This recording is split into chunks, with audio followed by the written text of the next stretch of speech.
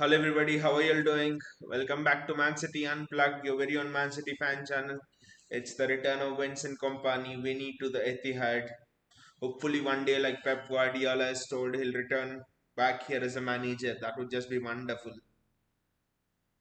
It's the FA Cup tie and it's the end of what's been a demanding weekend, what's been a taxing weekend, what's been a rough weekend before the international break, I would say.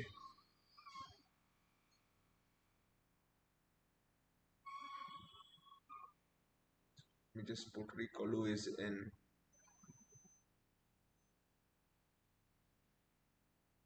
Yeah. The formation's quite interesting for me if you look at it. I'm probably it could and it will mostly be three at the back: Walker, Diaz, Laporte, and Lewis attacking beside Rodri, which will make it a three at the back, two in the midfield, and then De Bruyne, Foden on the left, and Mahrez and Alvarez on the right. So it could pretty much be 3-2-4-1, like how we have played since the last 1 month, 1.5 months. So that could be the formation, but you never know. But then I was thinking who will cover for the left back position. This formation is a bit interesting because once you had Ake over there on the left, it could mean that he could act as both a left back and a centre back. But now with Laporte in there, is Laporte that good of a left back? I don't know. The formation's a little bit spicy for me, but I just think the formation will be the usual one. The formation will be in the same way like we did in the previous matches. I'm just waiting for the match to start. I can't wait for the match to start. So Vincent Kompany uh, being in the being near the touch line, being in the manager's box at the Etihad. How many of us have dreamed of this moment? I didn't think it could probably happen so early, but kudos to Vincent that he's decided to come into the championship and then he's almost on the verge of taking Burnley through into the Premier League. So I actually think it's a wonderful moment. I think for everybody in the stadium, especially the City fans. And also another interesting thing is Rodri starting this game. I mean, you look at all of the players who started the last two games continuously. Grealish has done it. He started Crystal Palace away and Leipzig at home. He's not in the squad today. Of course, Haaland is different. Haaland is there. Foden didn't start one of the games. Mahrez didn't start the Champions League game. Uh, Alvarez didn't start all of the other two games. Rico Lewis didn't do it. Laporte didn't do it. So it's Diaz and it's Haaland. Those are the only two people who have started the last two games. And of course with Rodri, you have someone like a Calvin Phillips on the bench. You spend 70 million, not 70, sorry, 40, 45 million on Calvin Phillips, and still is on the bench. Even in an FA Cup game, Pep Guardiola doesn't have the courage to give, doesn't see. I would not use the word courage, but Pep Guardiola doesn't see Calvin Phillips as worthy of starting their game still. That tells you miles about what Pep Guardiola thinks about Calvin Phillips. There's a big banner at the Etihad with Pep Guardiola having a cigar in his mouth. That banner is very interesting for me.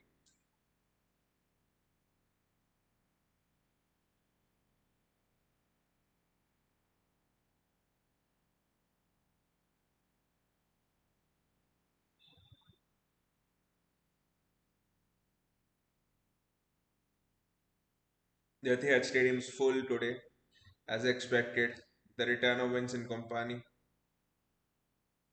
People are quite relaxed about this game, and has to be because when you look back a week ago, last Saturday at this time, nerves were jangling on us. Crystal Palace away, and you just didn't know what to expect. Crystal Palace away was one of the most difficult away games left, I would say, because all the other games against the top six are at home, and you're facing a Crystal Palace away, a team that is fighting almost on the verge, on the cusp of fighting relegation, a team that was winless in last 10, 11 matches, a team that was against the wall almost. And when you face those sort of teams in their home ground, it's never easy to get a win against them. So it's very interesting against Crystal Palace the way we played Crystal Palace away. I know it's just a Haaland penalty, but it was more than that.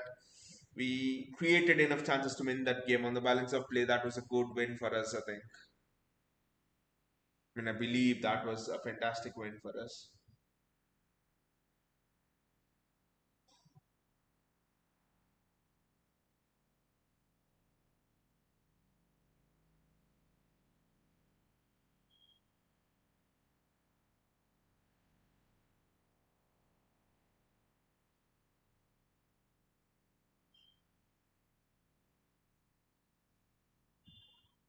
Julian Alvarez is an interesting player today for me because where will he play? Will he play in the hole, or will Foden play in the midfield and Julian Alvarez go to the left? Because Haaland and Mahrez are pretty much unmovable. Mahrez can't play on the left. Well, he can potentially, but you're underutilizing your Mahrez potential if you put him on the left. So Mahrez on the right, Haaland is up there. So will you play Alvarez on the left and Foden in the center, or Alvarez in the hole? Because as I've observed City in the last 1 to 3 months, it's always been that Pep has preferred to play Julian Alvarez in that role. I think Pep sees Julian Alvarez as a reincarnation of the role which Pep used with Messi.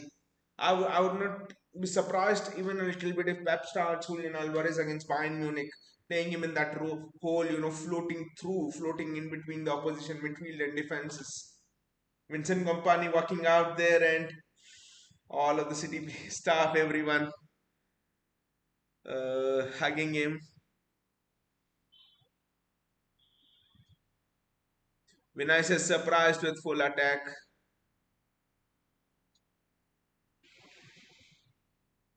Bayern Munich. What do you feel about the draw, by the way, Vinay? Bayern Munich. Because honestly, if you look at the balance of play, you might think that we would be better off drawing an Inter Milan, a Porto, or I'm sorry, a Benfica or AC Milan like that. But how many times in the past have we had draws like that and we had gone out? When the Monaco draw was done, everyone thought that we were the favorite to go through. When the Lyon draw was done, everyone thought that we were the favorites to go through, and we got the easy draw. Even when the Spurs draw was done, literally it was if he here and there. So touch and go. We were the favorites. I actually think this kind of a draw this kind of a draw is actually good for us. Vinay says, "Am I right to feel concerned with their pace attack?" But Vinay, one thing is they have pace attack. Even we have pace to burn, Haaland, Foden. So I actually think that it's gonna be an open game, and I think Pep would prefer an open game than a game where it would be like a Lyon or Monaco or someone who would just sit back and hit you on the break. That would have been a little bit more difficult for us, I think, if a team sits back and hits us on the break. You remember what happened Bayern versus Villarreal last? It was Villarreal, I think, right? Yeah, Bayern versus Villarreal Champions League quarterfinals last season. Villarreal defeated Bayern Munich. How sitting back and hit on the break. So I think Bayern is actually a good draw for us than what people are thinking. Vinay says that every department is sorted. There are weaknesses, Vinay. There are weaknesses. The attack of Bayern is actually not as strong in the previous seasons as people are telling. Like if their every department is sorted. I mean, I don't watch Bayern Munich day in and day out, but my question is, if their every department is sorted, why are Bayern Munich so just 3 points lead in the Bundesliga, 3 or 4 points lead in the Bundesliga, where every year by this time Bayern would have won the Bundesliga title. So I think there are issues for Bayern Munich. Their midfield is strong, I agree, but people say that their attack is not firing on all cylinders. Do they have a recognized striker? Choupo-Moting, you could say. Left back, not the left back, the right back position. Will Cancelo start? Nagelsmann is not as much satisfied with Cancelo. So I think there are issues. I think there are actual issues. And I actually think if we can win the Champions League with this draw from now on, this will be one of the most memorable Champions League campaigns. No one can complain. No one can say that City got the easy draw. City got the rough of the green and everything. We were there. We fought for every inch. Bayern Munich, Madrid, and then I think Napoli might be the one on the other side. So no complaints. I think I would.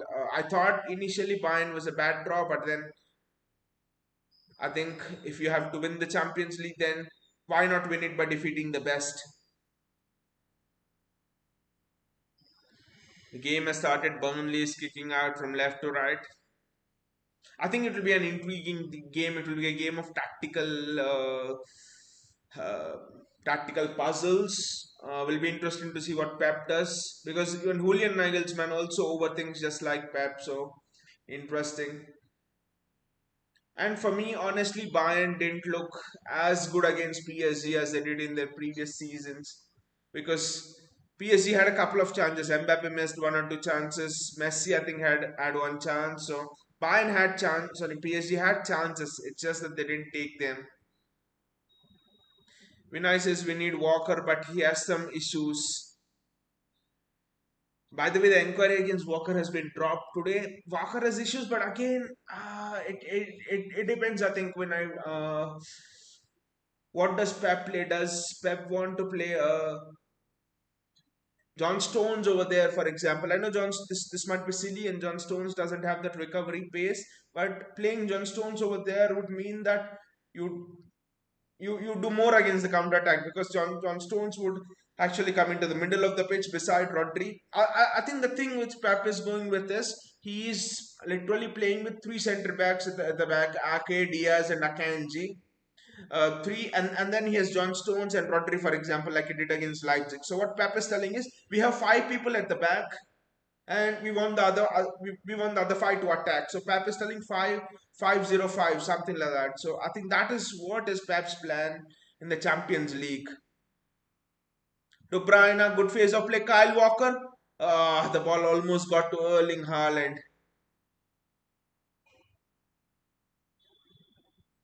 So I actually think that Pep is now building a solid foundation at the back. That's why he's playing four centre backs. That's why he's not playing Walker.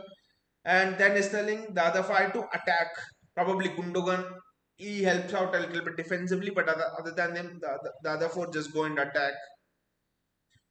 I think this kind of a defensive security, I haven't felt it in many of the Champions League campaigns actually.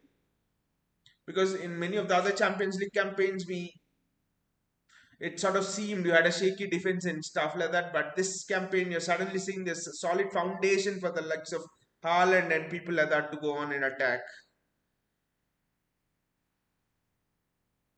Will be intriguing, will be interesting.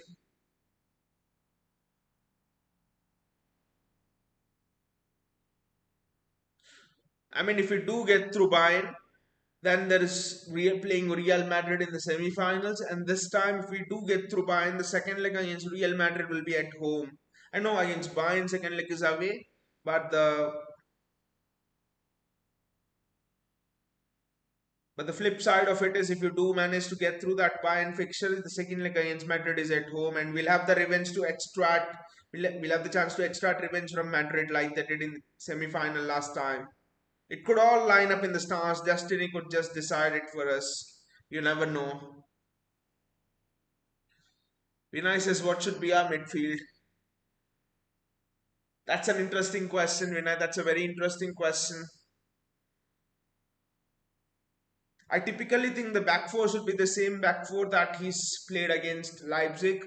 The only call could be John Stones or Kyle Walker, but probably I would prefer John Stones over there because Bayern are pressing machines and John Stones, the recovery pace is downside, but the progression of the ball and things like that are the upside. And another thing, I'll come to the midfield, but another thing with playing John Stones is Pep wants John Stones to come inside beside Rodri, which means he's creating a box midfield over there. Rodri, Stones, Gundogan, De Bruyne, assuming they both play in the midfield. So it's all when you have a box midfield, it almost creates a rondo and it's difficult for the opposition to press you because there's always an extra man, there's the fourth man. Generally Bayern play with the three in the midfield, right? Any team plays with the three in the midfield, so that's interesting actually. That's the reason why playing John Stones is important because Kyle Walker there in a four in a box midfield, Bayern knows they'll press Kyle Walker very well. He's the weakness over there, but with Stones over there there's no apparent weakness. So that's the advantage. That's the thing. And the midfield for me, it's Rodri, KDB, and the third spot, I don't know. Would you play a Gundogan or would you play Bernardo Silva or would you play a Julian Alvarez over there? That's the question. Exactly, Vinay. We can't leave Rodri alone, but I think that's why he's playing John Stones there, just for John Stones to cut inside. That's why he's playing Stones over there, but uh, I don't know where he'll play Bernardo. Will he play Bernardo in the middle or will he play Bernardo on the right side? Because after the Leipzig game, if you might have seen his press conference, Papa said that, I'm sorry, guys. I know more than you all. I know more than the journalists. I know more than the Twitter guys in terms of tactics. We were playing Bernardo there just to cut off that left hand side channel of Guardiola and David Raum and Sabo Jalai. We didn't want passes to be played there, and Bernardo is the only one who can press them. So if you look in if you look at it in that perspective, I think he plays Bernardo in the midfield. Rodri, Bernardo, and KDB will be the midfield because the midfield of Bayern is where their strength lies, right? Kimmich, Musiala, Goretzka, they play over there. So I think who is the one who can press that midfield? I think it's Bernardo Silva. There's no other player in world football probably who can press that Bayern midfield of those three players. So I think he plays KDB, Bernardo, and Rodri over there, with Bernardo staying back sometimes probably, and when needed, John Stones joining in. Vinay's biggest fear is errors, and his build-up has faded 2 games versus Spurs. One we got away. That's the biggest fear. I haven't even thought about Ederson, but yeah, against Leipzig as well, right? Easily Ederson could have had a red card. Easily Ederson could have conceded a goal when it was 1-0 or 2-0. So Ederson has to be at his best against Bayern Munich because they will target Ederson. They'll try to press him. He must not give the ball away easily. So because Bayern won't miss chances that Leipzig did if Ederson gives the ball away. Other than that, I think I'm confident in most of the other places. It's just it's just about that midfield thing and also the wing. Who do you play on the right wing? Will it be Riyad Mahrez or will it be someone else? Will it be Ford and Grealish? Will it be Ford and on the right and Grealish on the left? I don't know. Honestly, I don't know. I probably would play Grealish, Haaland, and Foden there on the Foden on the right hand side, just so that you can keep Alfonso Davis camped in his own half. Otherwise, if you play someone like a Mahrez, it's almost like you're inviting Alfonso Davis onto yourself. So it will be interesting. The tactics will be interesting. It will be an intriguing tie. By no way it will be an easy tie. The tactics, everything will be very intriguing. But I think there's a significant difference from 2017 probably when we had faced Liverpool and now when we're facing Bayern. The difference being experience in 2017 Centurion season when we faced Liverpool in that Champions League round of 16 game. It seemed as if we were a bit unprepared for the game. It seemed as if we were a bit phased by the occasion when we played Monaco before that season round of 16. We were leading by 2 goals, 5-3, entering the second leg, and we were phased by the occasion. We stopped playing, if you remember that game, for the first 15 20 minutes. For the first 30 minutes, and Monaco scored 2 goals. Now, 6 years down the line, you have the experience of going out to Madrid in that way, you have the experience of going out to Monaco, going out of painfully to Spurs. You have all the painful experiences in you, which means that I think these kind of a games will just be an other game sort of a thing. Instead of taking on all the pressure and thinking it's Bayern Munich, instead of that you'll say, oh, we have done Real Madrid, we have done Spurs. It's just another game in this competition. I think that's what it will be for us. The experience is the difference. You have faced the pain. When you haven't faced the pain, you're always afraid of how the pain will be. But once you face the pain, once you have been there in the quarterfinals, semi-finals, finals of these knockout competitions, I actually think it just becomes that bit more, calming and soothing on your nerves.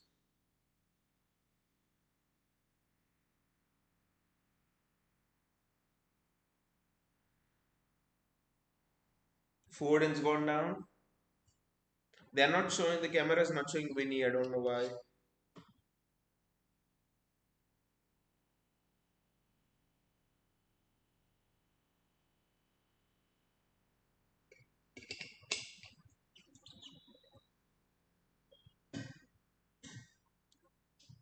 Vinicius' rivals are happy we got Bayern.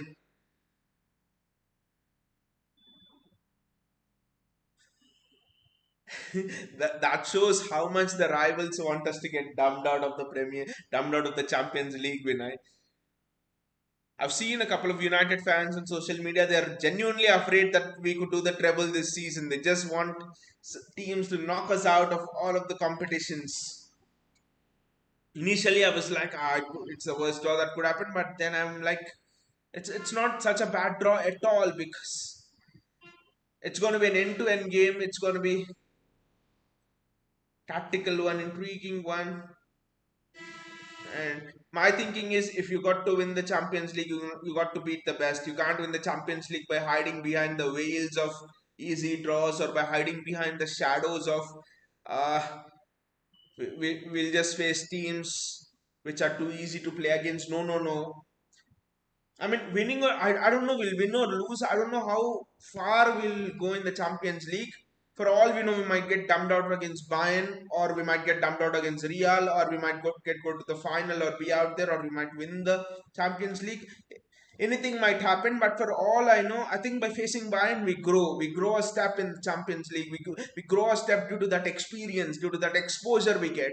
By facing Real last season, we grew. Now this will be another step in our growth journey, another step in our exposure journey. It is these small steps that might cause you pain in the beginning. We went out to Real last season, before that to Spurs this season. This might be Bayern tough draw, but I think all of these add up and you get the exposure to do well in these knockout competitions by facing that pain, by looking at the pain in that eye. So Bayern is not a bad draw either way, looking at it, whatever might be the result. The exposure we'll get is invaluable. I says teams who gone through big teams have won. Example is latest Liverpool lost there. Yeah, exception is Liverpool lost there. I know Liverpool lost there. Just look at Real Madrid as well last season. So many big teams and they've actually won. So I think not a bad idea at all facing Bayern then Real. Because just imagine once if we get through this kind of a draw, Bayern, Real, and then whoever will be in the final. We get through this draw next season. What will be your reaction when the draw is being taken out? You don't even care to look at the draw. We have gone through this. Do you think Real Madrid even care to look at the draw? They don't, right? We have gone through this much. The same will happen to us if we can get through this draw. It can only make you stronger.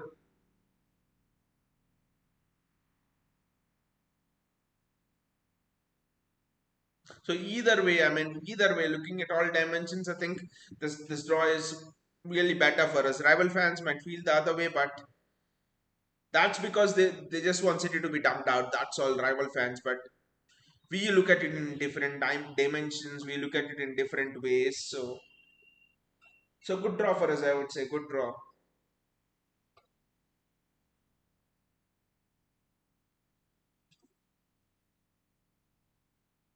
The match actually been good.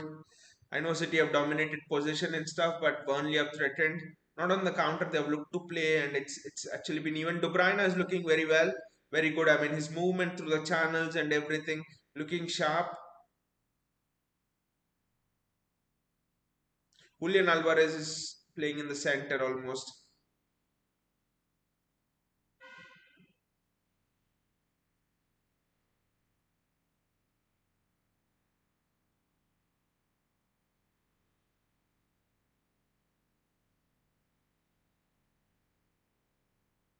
Kevin De Bruyne, good ball by Kevin De Bruyne. But Julian Alvarez does well to keep hold of it. City get a throw in. Alvarez has done well there. Then De Bruyne has this floating role, and Alvarez is mainly sticking to the left channel. He's looking to interchange with Foden and stuff. Vinicius' strength is attack. Hope Alvarez gets sharp along with the usual attack. I somehow have a feeling that Alvarez could be an important cog in that Bayern tie both legs. I mean, he might not start, but someone coming late on and surprising Bayern and things like that.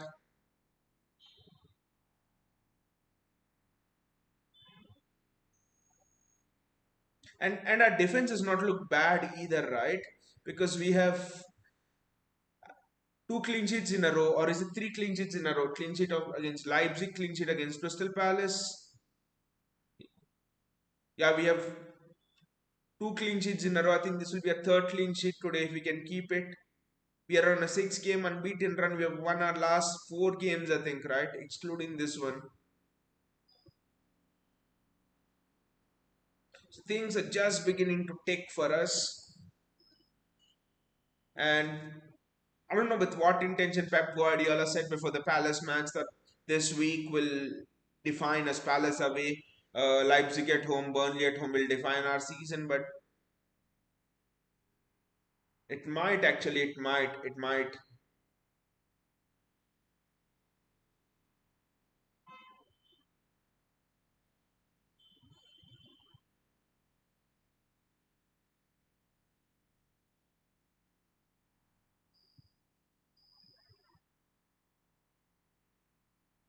It's a giveaway. It's a poor giveaway. It's a poor giveaway. Who was that Pratt? I don't know, but it's a poor giveaway by a City player. That's very well defended by Riyad Mahrez coming back. But whose mistake was it? You can't give away like this, for example, in a match against Bayern. These are the mistakes we need to avoid. Rodri and Ederson need to be sharp. I know I'm mentioning Rodri because he's been a little bit on the erring side this season, more often than not.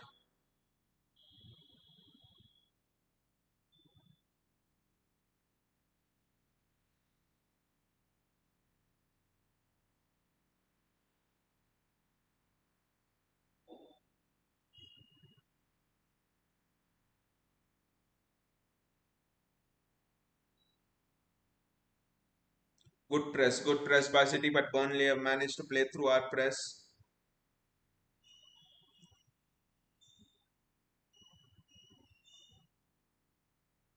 Stefan Ortega does well. Stefan Ortega does well, and that's a shot. The shot was surely going in. Ortega does well over there. I think the Burnley player just lent offside, but good save by Ortega again. And the important thing is he directed it away from the goal and not into the path of the onrushing Burnley player.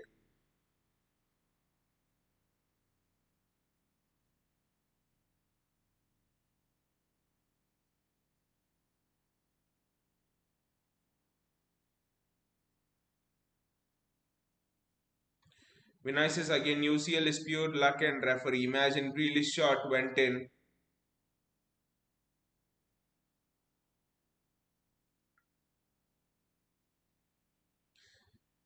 Exactly, Vinay. Against Madrid, you're talking right. Grealish had two chances to put the tie to bed. He didn't do it. I know you're actually right. It's based a bit on chance as well, and also it's based a bit on who plays the second leg away. I mean, who plays the second leg at home? I've seen that they have a distant advantage. That's why I don't know why that away goals rule is actually scraped. I just can't understand how that away goals rule is scraped. Because we are seeing more and more that the teams who are playing second leg at home are having more of an advantage, and the referee is also, you're actually right, the referee also plays a role.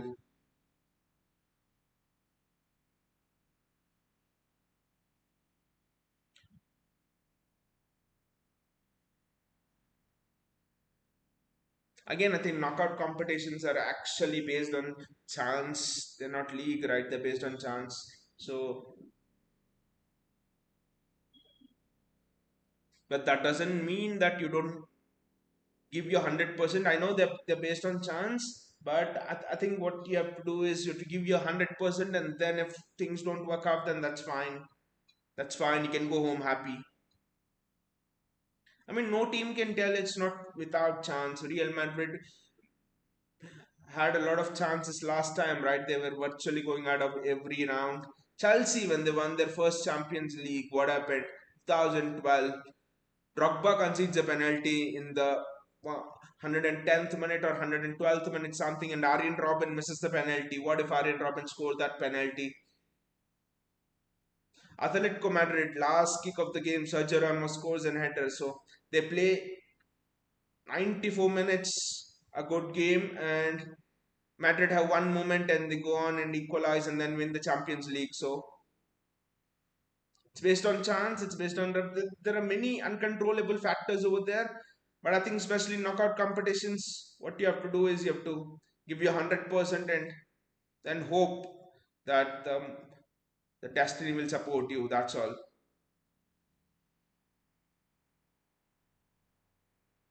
City are struggling a bit here. The Burnley press is on, but will not be happy with this. Riyad Mahrez gets the ball back and Burnley are caught out a bit.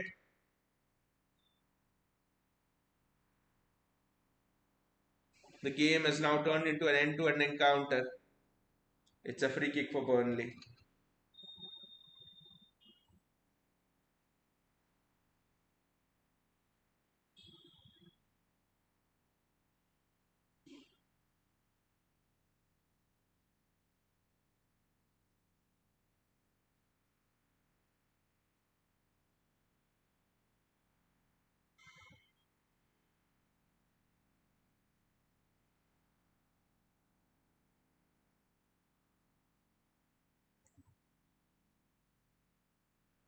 That's a good goal kick from the Burnley keeper, and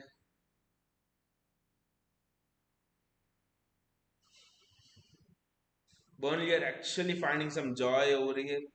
They're able to get up at our defense. Pep will not be happy with it. Pep will not at all be happy with it.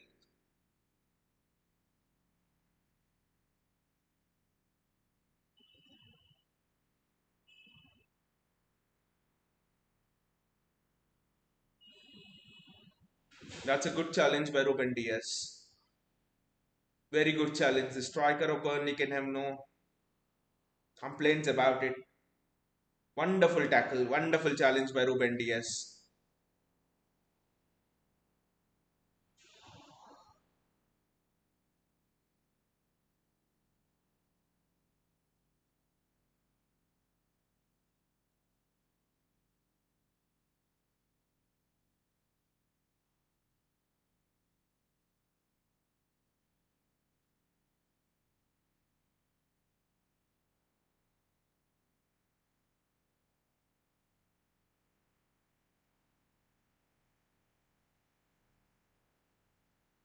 It's a Burnley corner and Ortega collects it.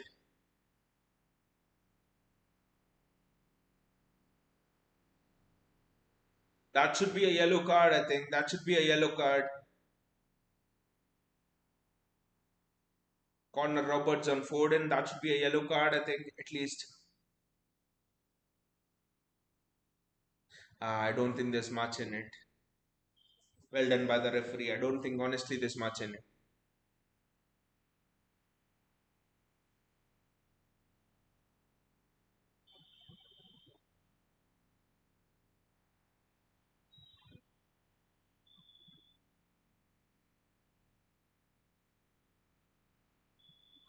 Haaland and De Bruyne are having some discussion among themselves. Let's see what it's about. But De Bruyne has looked bright in the early exchanges and then he's just gone a bit off the boil.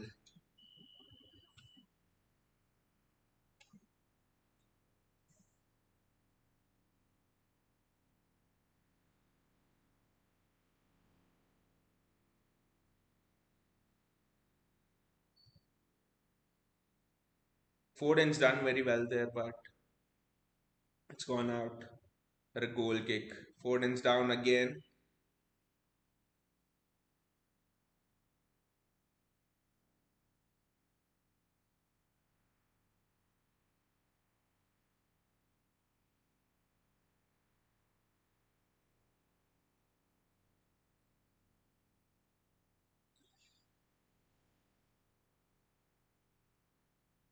That's a little knock on Foden's leg.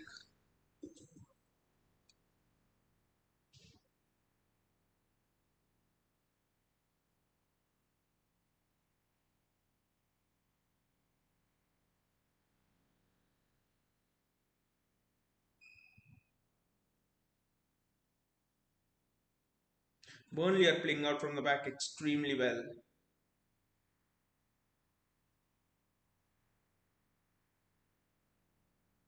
They're able to play through City's pressing structure very well. Don't know why we are not able to press them as greatly as we have done Leipzig, for example.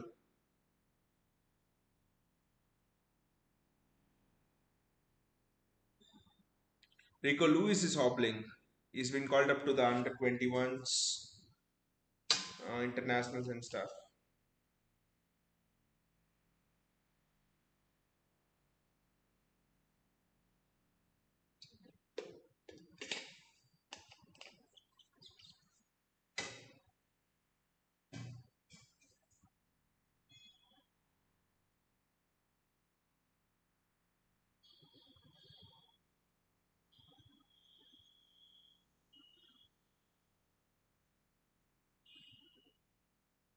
Erling Haaland. Haaland's done well. Haaland's link up play has been absolutely good in this match.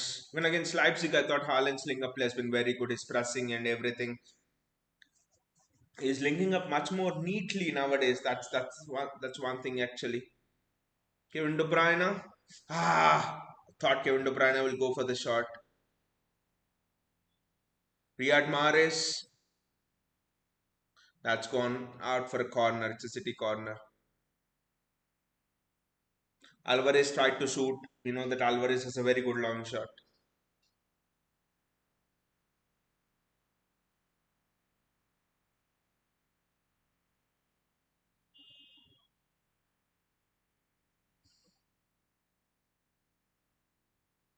Mahrez with the corner.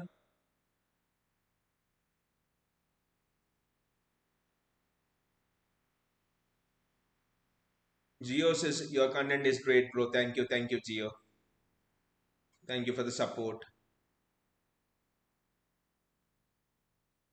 Looks like Rico Lewis is struggling a bit with something. I don't know what he's struggling with, but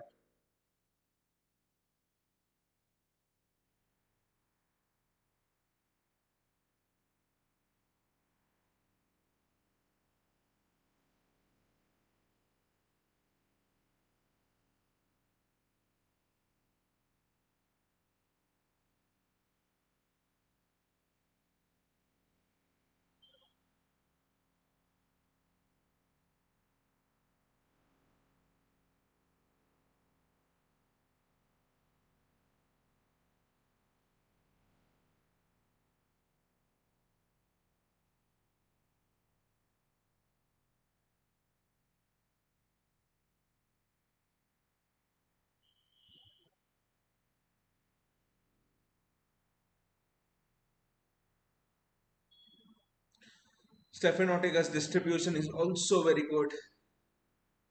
He's hit some really tough passes today. That's a very good move by Stefan Ortega. He started it and City had completely eliminated the Burnley press. That is very good. Ortega is definitely improving. If doesn't cut down on his errors, his position might be in distress at least next season, if not this season. Kyle Walker, Julian Alvarez, Kyle Walker,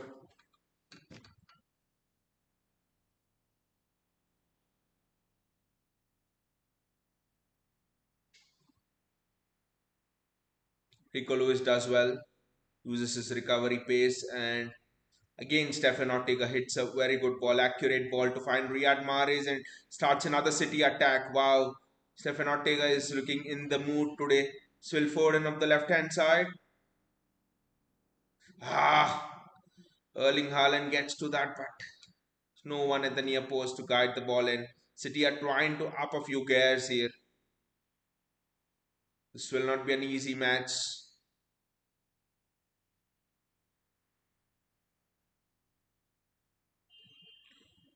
Julian Alvarez, Riyad Mahrez.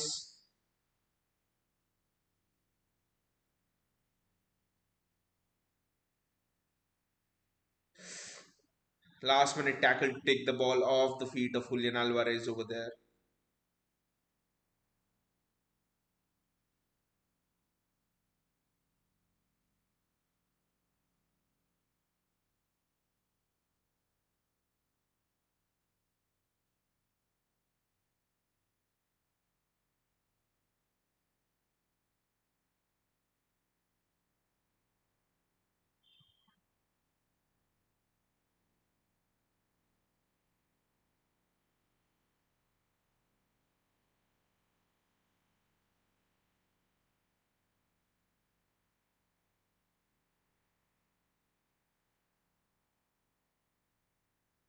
City are pressing well, but Burnley are able to find that spare man. They're able to find that extra man in terms of playing out from the back. Kyle Walker does extremely well, but he can't escape the second man.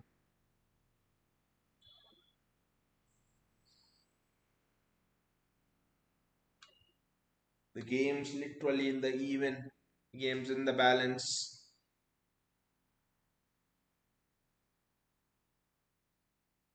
Getting the job done in this game would finish off a fantastic weekend and send us into the international break.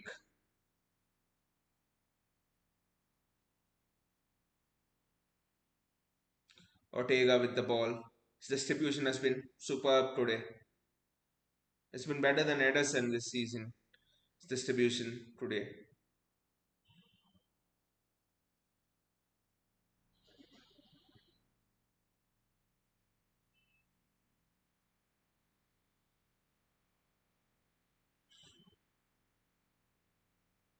What a goal by Erling Haaland!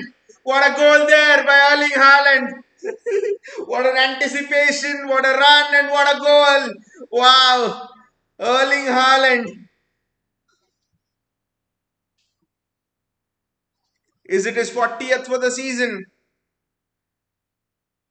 Just look at the anticipation, just look at the way he follows the ball through. That is the hallmark of a great striker, I would say. Wonderful, wonderful goal from Erling Haaland over there.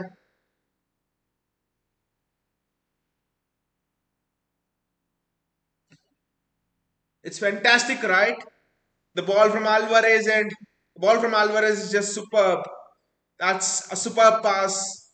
And the finish from Haaland is exquisite again because most of the strikers would have taken it round the keeper, but Haaland just finished it past to the left of the keeper. That is fantastic finish.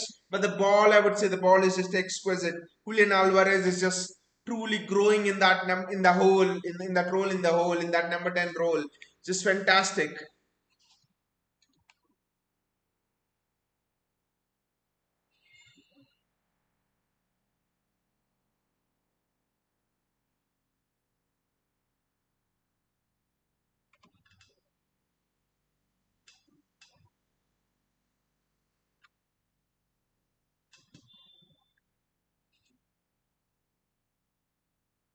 Again, the press is good, but it's a Burnley free kick. Manchester rain is pouring down, and Vincent Kompany would be all used to it. He would be all used to the Manchester rain that is pouring down.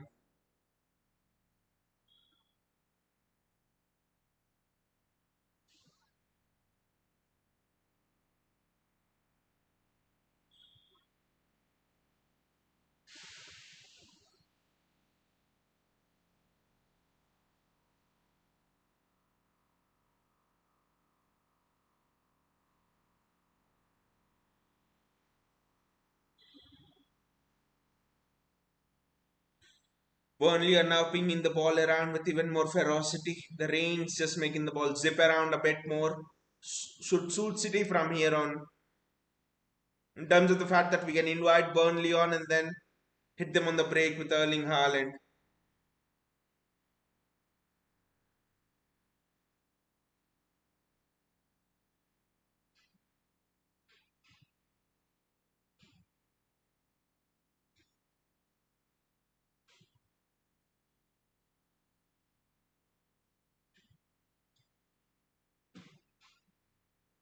What a finish by Haaland again! Haaland scores again. Phil Foden with the assist. Haaland with the goal. But look at the finish over there. That finish is just monstrous finish. That is as clinical a counter attack I've seen from City in a long, long time, right? But the finish is just fantastic. Again, most of the strikers would have finished it at the near post, but Haaland's gone with the curler into the far post. A finish shot. We'll be playing FIFA, so the ball again is fantastic. The finish is just fantastic again. The goalkeeper rushing in, it's not an easy finish to do. KDB ball, KDB to Foden, Foden to Haaland. Wow. The combination is just fantastic, but I'm just impressed by the finish again of Haaland, because to side foot it, to try that curling finish, that side foot finish into the far corner is probably most strikers wouldn't do it. It's probably a bit more risky.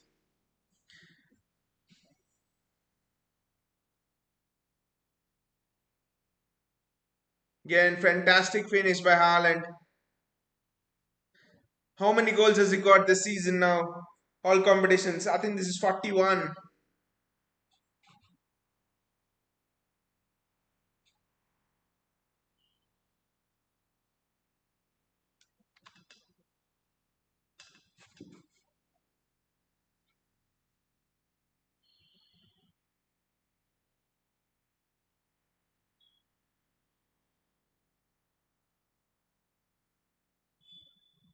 Foden again chasing the ball, but the Burnley defenders got the first.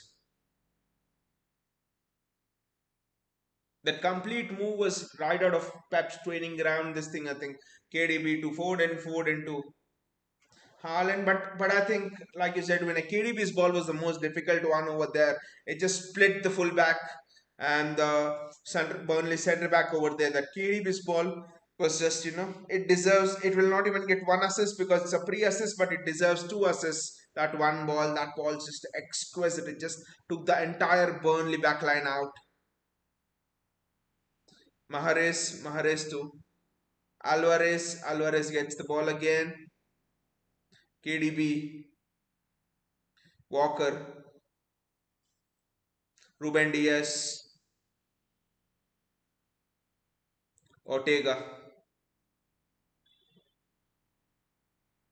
Stefan Ortega.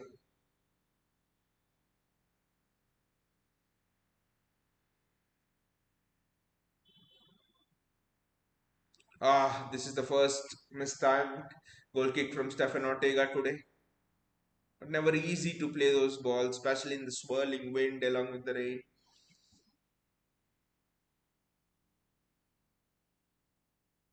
But Burnley are fairly comfortably able to play through City's press.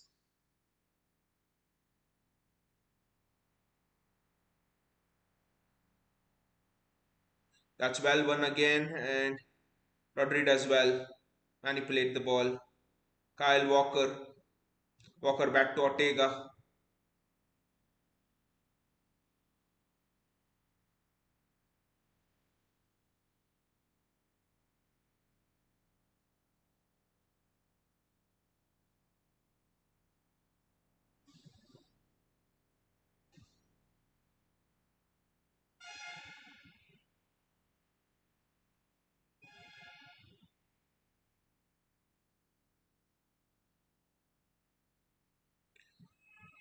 Uh, Almost a wonderful ball by Stefan Ortega over there. Just evaded the head of Haaland.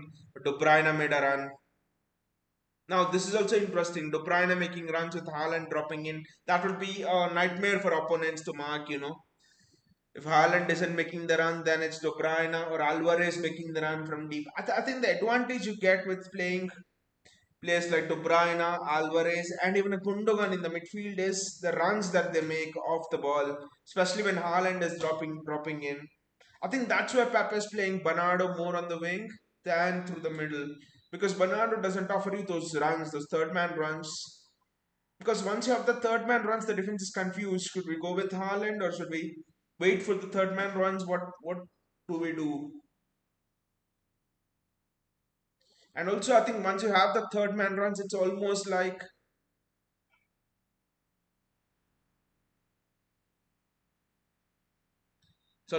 you're having a mixture of false nine and a striker. So that's I think the challenge for Pep Guardiola this season has been, how do you transform from that false nine system to a striker system without losing the fundamentals of the false nine system, and this is how you do it. You let Haaland be involved in the link up play, and then your third man runners like your Gundogans and your Haalands. Sorry, your Gundogans and your De Bruynes.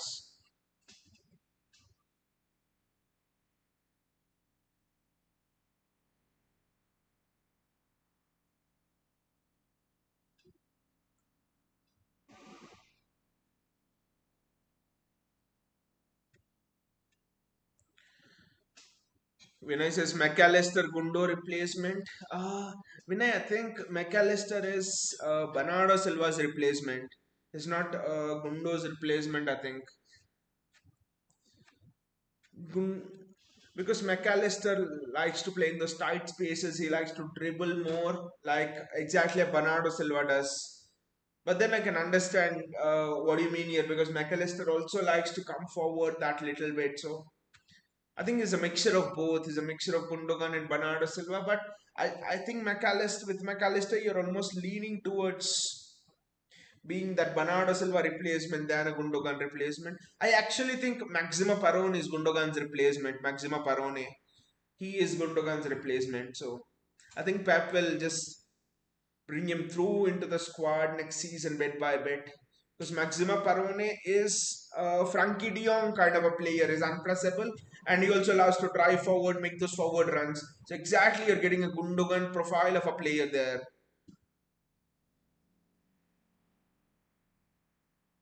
I think next season the high spend will be, I think, on Josko Guardiola for 100 million. If Laporte leaves for 50, then I think it's 50 for Josko Guardiola, which is not bad, which is not bad at all for a 23-year-old defender who's going to give you potentially 6, 7, 8 years, 50 million. If you take the 50 million spent on, I mean, recovered from Aymeric Laporte, it's not going to be a bad deal. I think Josko Guardiola, Rafael Leao, and one of the fullbacks, a left back, I think is what we'll be looking at next season. And of course, Alexis McAllister. So four players. That should be our season agenda, I think. Vinay says, by the way, Josko is getting skinned by pacey wingers. I think it also depends on where Pep likes to play Josko Guardiola. I think I always thought that Josko Guardiola in a back two system. I don't know, but Josko Guardiola suits a back three system extremely well. I think that is where Pep really wants. That is why Pep really wants Josko Guardiola, and also I think 23 years of age for a. I know Ruben Diaz did wonders for us. He's come on at that age initially, but I think 23 years for a defender is nothing. I think 23 years for a defender is almost like 17, 18 years for an attacker. So I think Josko Guardiola has a lot of development left in him. And I think it's at this age, it's common for him to. I saw he was getting skinned by Haaland and stuff as well, but it's common, I think, at this age because at this age, 23 years, a defender will have, for example, Josko Guardiola is having pace and he's having those technical attributes. But what he doesn't have is the experience. What he doesn't have is the know-how of how to anticipate a situation. What he doesn't have is the know-how of how do I prevent the situation of a fast-paced winger running at me or a fast-paced forward running at me? How can I get forward of him and intercept those balls? So I think that is what comes with experience. That is what comes with exposure. That is what comes with great coaching under Pep Guardiola and so on. So I think Josko Guardiola, I'm sure he'll improve a lot when he uh, comes to City under Guardiola. Kevin De Bruyne with the free kick. It was very close, but Ruben Diaz couldn't get to it. So actually, I'm not that worried about Josko Guardiola just being that little bit here and there against fast-paced wingers. The fullback is the interesting one for me. I really don't know who the fullback will be. I'm actually convinced that we will go for Josko Guardiola and we will go for McAllister and we're going to get them. The other two, Rafael Leao, I do not know. I actually do not know about Rafael Leao. The rumors are there, but I'm not sure how much or how badly we want Rafael Leao. And also, I'm not sure how badly we want the full back position, the left back position. So, I don't know because Pep and City might feel Nathan Ake has come a lot. He has come a long way. So, that and also since we'll get Josko Guardiola for that left-sided cover, might not be necessary to bring in a full back, bring in a left back. So I don't know how that situation will go. And also we have to remember we are searching for a Kyle Walker, someone to take over from Kyle Walker as well because Kyle Walker's age is catching up with Kyle Walker. So it's not gonna be a straightforward summer. It's gonna be one of the tough summers in this transition phase, I feel.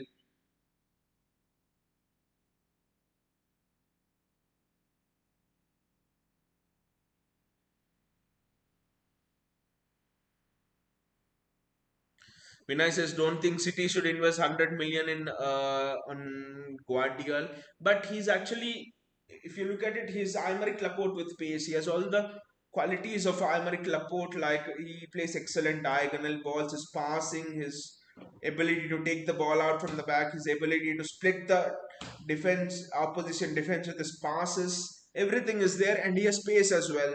I think he's an upgrade on Aymeric Laporte. So, and he would be the perfect partner for Ruben Diaz, if you see, because Diaz doesn't have that much space. It would almost be like your Vidic, Ferdinand, that kind of a complementary partnership, I would say. Puyol, PK, that kind of a very good complementary partnership, I think. And also, I think if we are getting 40-50 million for Laporte, then I think it's not bad to invest another 50 million, add another 50 million to that, and invest in Guardiola, right? So in a way, you're just investing 15 Guardiola. 15 Guardiola is cheap, I think. If you recover that 50 million from Laporte, and seeing that someone like a Harry Maguire or even a Fofana is going for 80 million and upwards of that, seeing that a Koulibaly is going for 75 million, 70 million, a 32-year-old, 31-year-old Koulibaly, I think it's worth, especially if you get that 50 million off from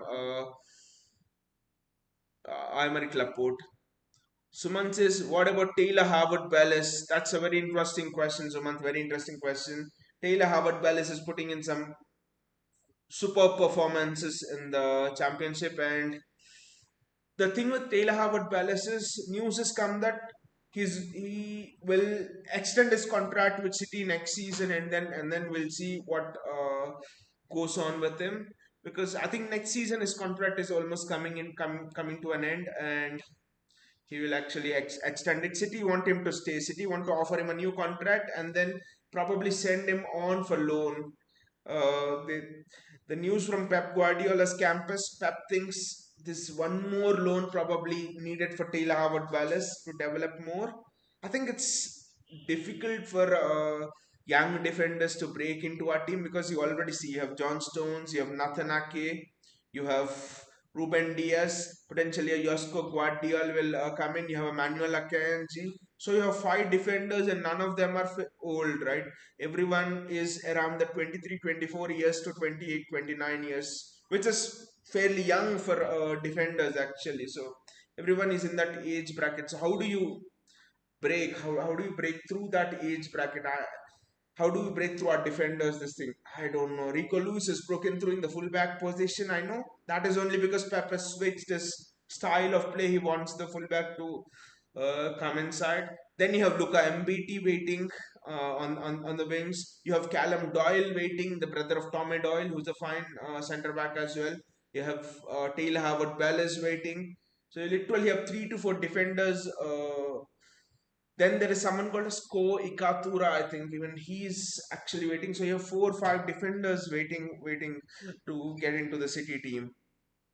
Nicest today, so I'm two or three times got skinned by Boshum, striker. It might actually just be a bad phase of form Guardiola is going through. We do not know, Vinay. I actually think, and also 23 years, very young for a defender. So I think there'll be like ups and downs at that time in the career, I think so. And also when a defender is, if Pep Guardiola can give training to Jerome Boateng and make him into one of the world class centre backs, if Pep Guardiola can pick up Javi Martinez, who's a midfielder, and make him one of the best centre backs in the world at that time, I think Pep can easily do things with Josko Guardiola. When I say should give Gundo extension of 1 year and let Laporte and Silva go for like 80, 90 million. I think Laporte will go, Silva will go for sure, 80, 90 million. And I think maybe Gundo's contract is up actually this summer. So I expect Gundogan also to leave in the summer. So that will actually be, because news is that Gundo wants 2 years contract, but City want to just give him 1 year contract, and Barcelona are actually looking to sign Gundogan. So that's because he's a free agent, obviously. So I actually think Gundo might go to Barca, because if Barca come and they tell you we want you, Gundo at least knows he'll play most of the time there. But here with competition in the midfield, Gundo might not actually get enough chances. So I think Silva, Laporte, and even Gundo might leave actually. Suman says left back and right back targets. That's the mystery, Suman. That's the absolute mystery. Right back target, there's not even a name mentioned and the right back position. But I feel Jan Kuto is coming back in the right back position next season. He's just wonderful. Jan Kuto is almost like the perfect Pep player.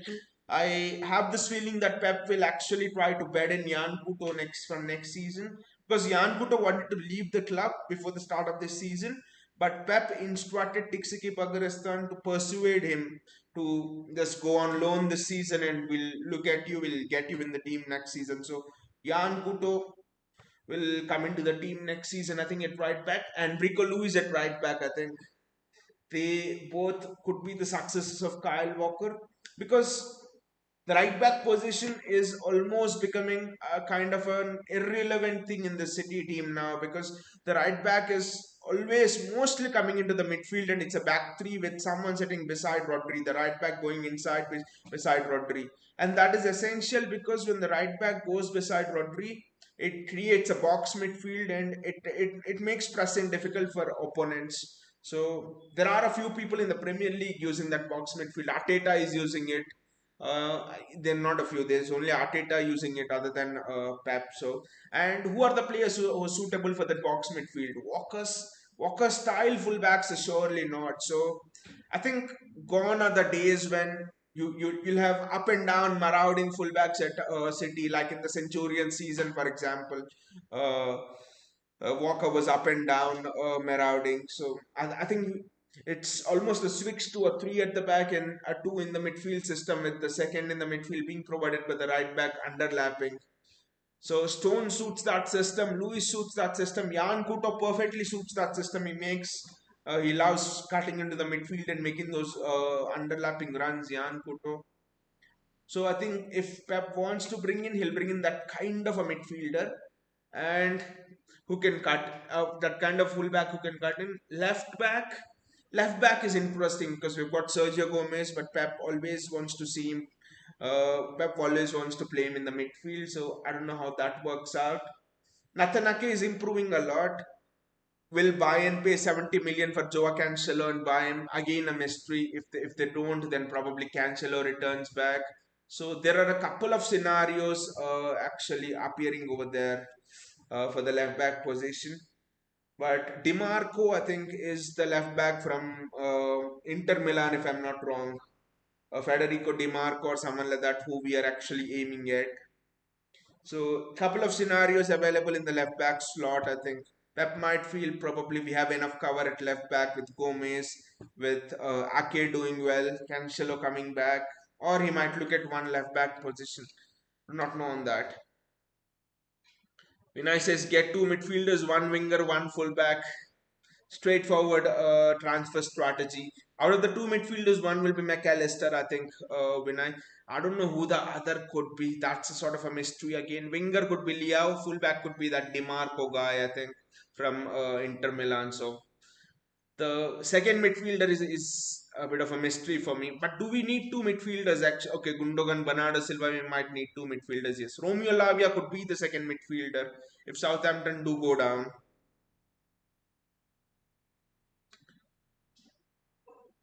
Vinay says, what about Alex Iwobi of Brighton? Do not want him anywhere near our team. Vinay, do not want him anywhere near our team because there's Oscar Bob from the academy, there's James McCarthy, there's Cole Palmer who can play in the center of the park, there's Maxima Parona who's coming in.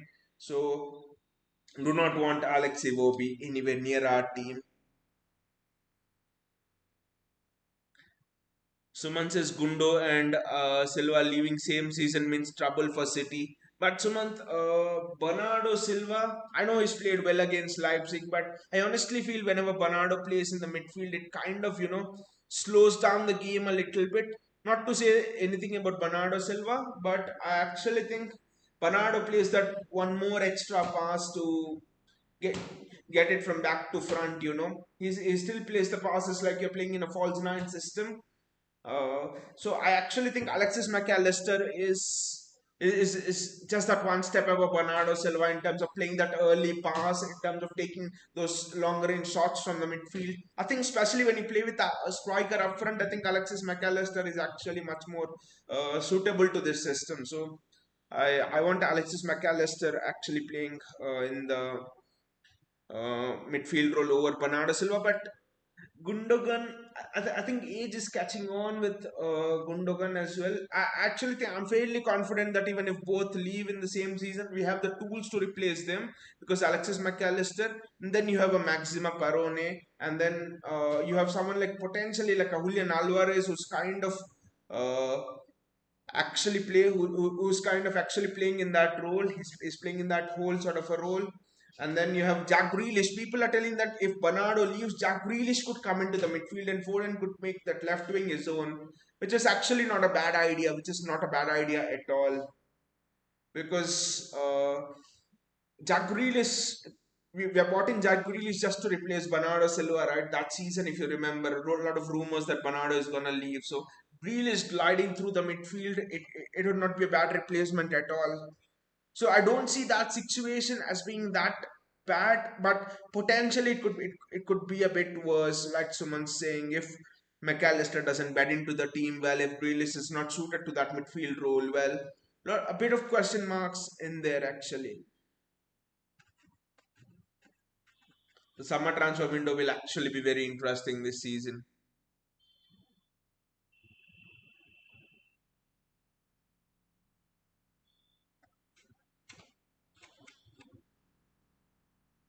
I think the real jugular starts after the international break.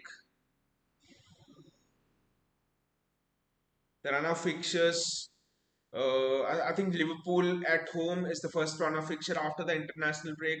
If we can get through that game unscathed, I thought Newcastle at home was a potential banana skin. They missed a few easy chances, I know, but that game was hard. Crystal Palace away was hard. So we are sort of going through those tough games sort of well. Leipzig away was hard 1-1. People thought bad result, but I thought it was German teams away from home 1-1 is not at all a bad result. So by the way, talking about German teams, I actually expect the performance of a Real Madrid at home first. Like if you guys remember how we just jumped on Real Madrid and hit some quick goals, should have been seven that night, right?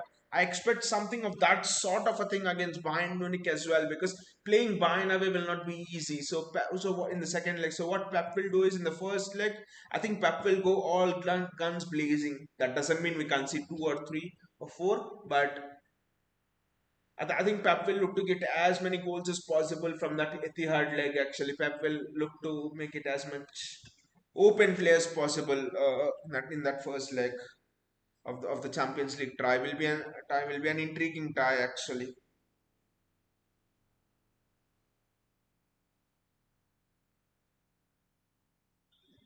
I want us to do well in the FA Cup because Manchester United is in the FA Cup and we missed the chance of playing them in the final in the Carabao Cup actually. So this time I don't want us to miss it.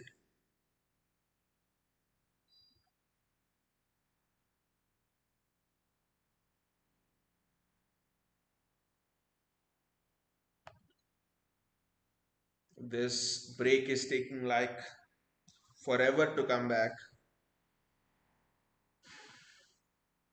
Honestly, I would be more tense if the break was taking this much time and it was us playing Leipzig and 1-0 down or nil-nil. That would just take the shit out of me, take the nerves out of me. But we are 2-0 down, fairly comfortable, I think. Probably think Pep will now start his substitutions round about the hour mark.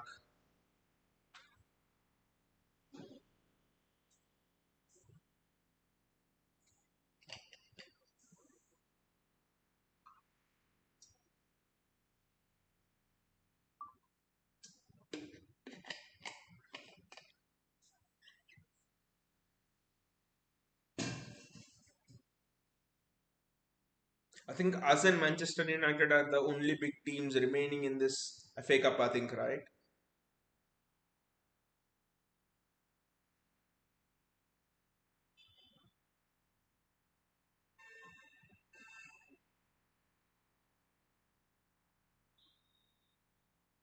By the way, what do you guys think about Romeo Lavia coming back to City?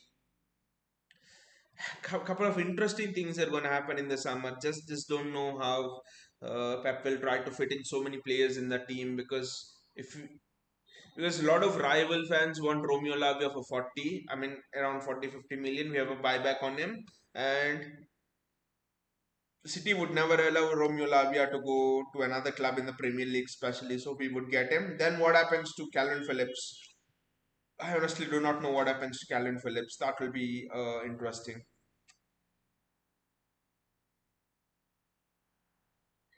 England UK says Haaland is magic. You're wrong, you're wrong, England UK. Haaland is not magic. Haaland is the magician. Haaland is the one who creates the magic. He is the soul, he is the supreme creator of the magic. Are there any changes from half time? Doesn't seem to be any changes. But it's interesting to see. I think twice or thrice in the match, Haaland was constantly having that conversation with Kevin De Bruyne. It's actually healthy that you're having those conversations with your creator, with someone who gives those passes. He's also having the conversation with Alvarez. That's actually good. That's another attitude of Haaland which you don't see with most of the strikers. Especially when they're in good form. But Haaland always is. He always keeps on talking to his suppliers. He always keeps on talking to his creative midfielders where he wants the ball everywhere. That's how you build connections. I think that's how you build that spirit. That's how you build a system.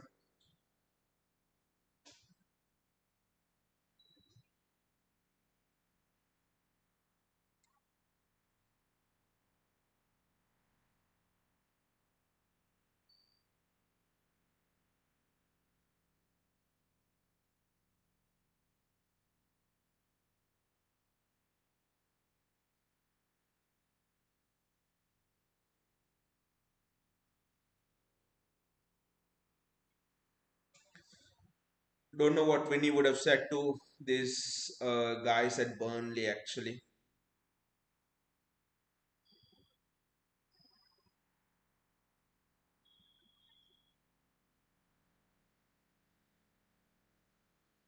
The dressing room talk from Vincent Kompany must have been difficult, but then it will be a good experience for him,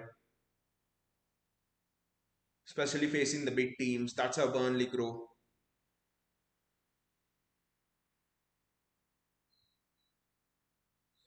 When I says Vinny's team playing with passing and no long balls, that's the impressive thing. Because you could be so much tempted in this kind of a game to sit back and play those balls over the top, but no. And the thing I've been impressed with a lot is the way that they are able to press. Actually, sorry if you can't see me, but you can well hear me because the electricity has gone, the lights have gone. Then the Wi-Fi is there because I've got a charger for the Wi-Fi, and so the Wi-Fi is there. So this was sometime treated as a radio, for example.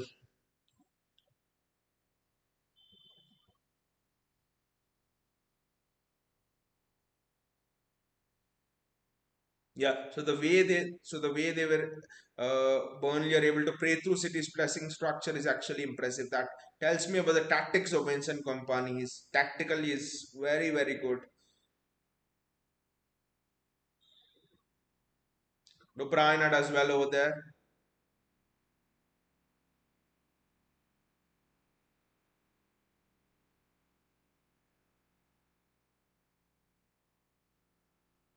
And also when his teams are displaying, I mean, it's a magical change, right, for a team.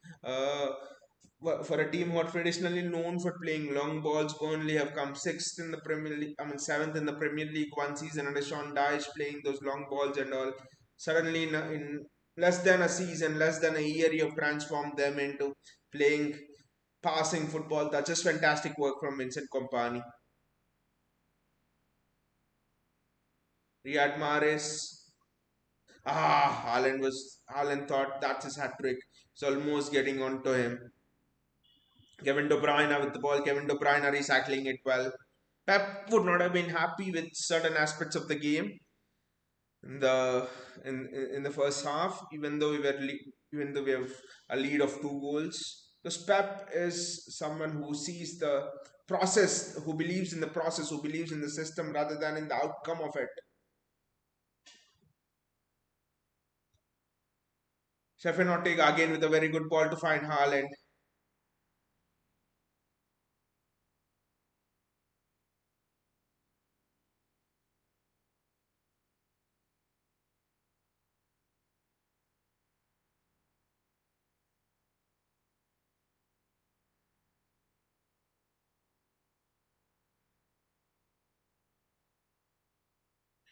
Burnley are passing it well.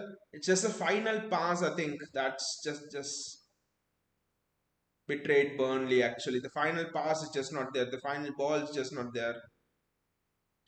And also the pressing structure from City has changed this half. If you observe, it's Mahrez and Haaland who are. It's changed into 4-4-2 structure, and it's Mahrez and Haaland both are pressing. Mahrez is pressing the Burnley centre back and is cover shadowing the Burnley full back. So it's interesting change in tactics from Pep Guardiola, especially with the pressing structure. Burnley have been able to bring the ball back. I mean, ball to the front, and that's again good defensive work from Riyad Mahrez. Riyad Mahrez has been exceptionally good defensively this match, and attacking wise, his work rate has been very, very good. That's a good ball over the top, and the awareness is superb. The awareness from Aymeric Laporte, I think it is. The awareness is just out of this world. It's very, very good.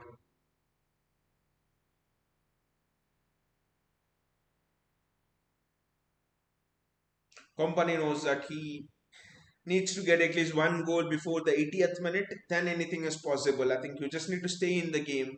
If Burnley doesn't score the next goal, I think the match is gone. The match is over.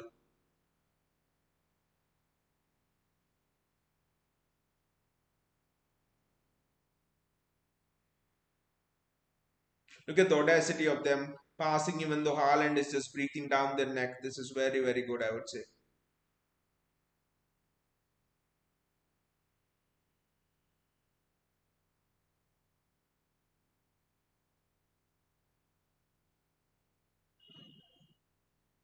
Rico Lewis with the throw in. Haven't seen much of Rico Lewis today.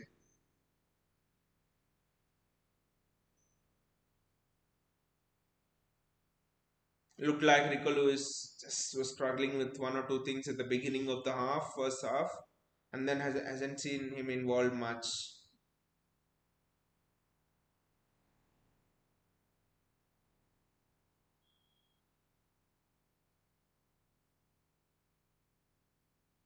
Stefan Ortega.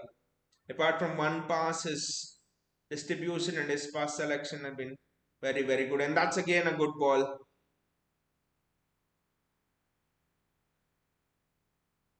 Got a ball by Kevin De Bruyne over there. Phil Foden.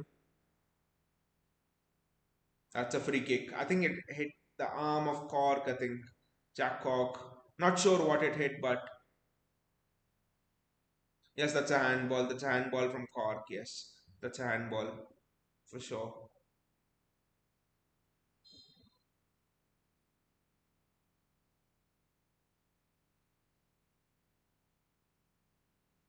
Kevin De Bruyne with the free kick.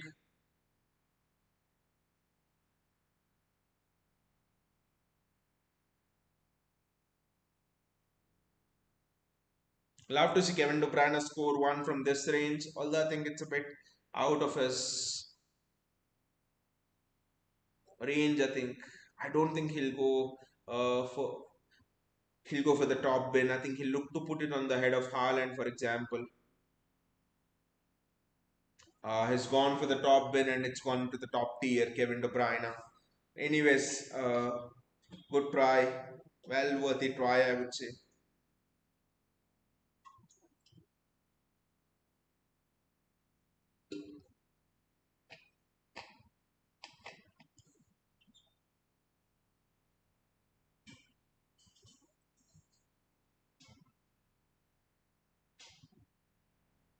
It's a free kick in favor of City. Hope Haaland gets his hat trick today. Sensational. That would be two hat tricks in a row for Erling Haaland in all competitions if he gets one today.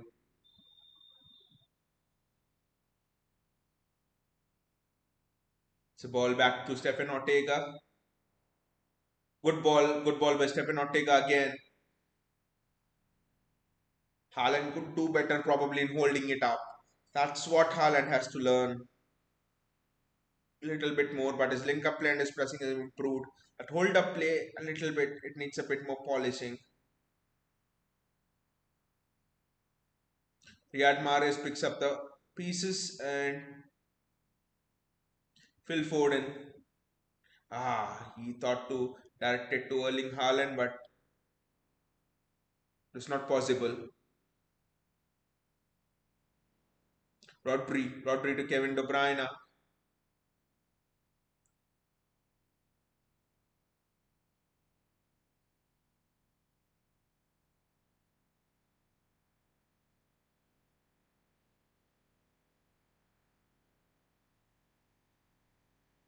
Phil Foden, Kevin De Bruyne. Good ball, very good ball. The visions are superb there. How did Mahrez miss from that? How did Riyad Mahrez miss from that? It was a point blank chance. It was an absolute point blank chance, and it was a good save from Peacock Farrell, the Burnley goalkeeper. The chance was point blank. Mahrez was on side as well.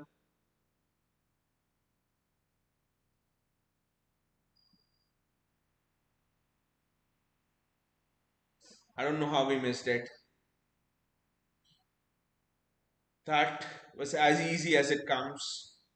He's did it straight to the goalkeeper. City are just all over Burnley like a rash. Rodri from long distance and ball just goes over.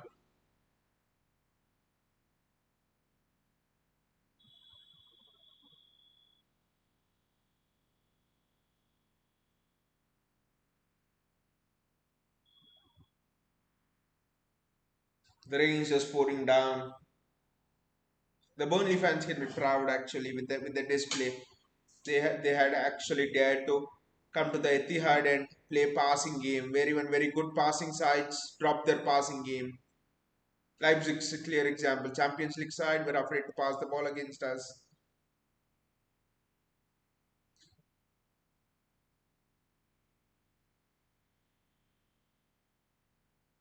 Ah, Erling Haaland over there almost didn't get much power on that finish. That's the reason why he couldn't do anything over there. City are just putting Burnley all over the place.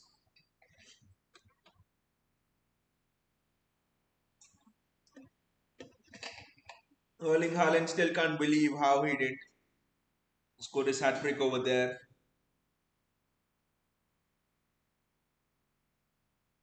I think there wasn't as much power as Haaland wanted on that shot. Shot was good. It was at the goalkeeper, but it was a bit low. So I think if he gets a bit more power, it's 3-0 City. Yeah, the power was a little bit lacking over there. Otherwise, it's 3-0 City.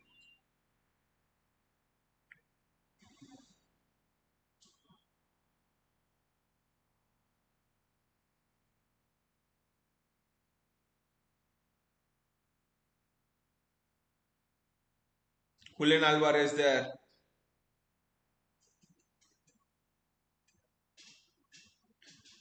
Thankfully, the electricity is back. And I can be back on camera now, yes.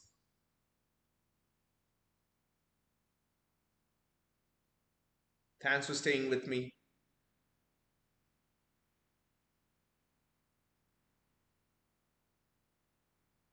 The passing is just superb from City. Burnley are just not able to get the ball now. City are almost turning this into a prime Pep Guardiola team mode.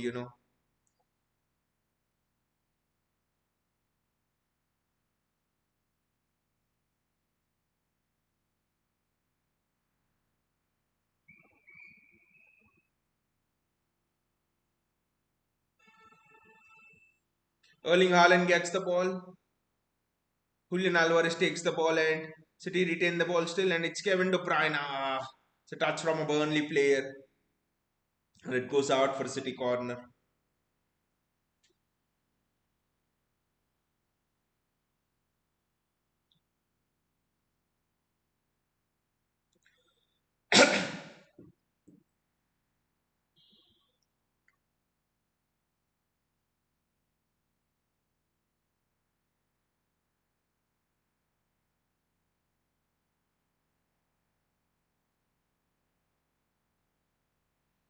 Ah, fairly decent header, I would say. It's not a good header, but a fairly decent header.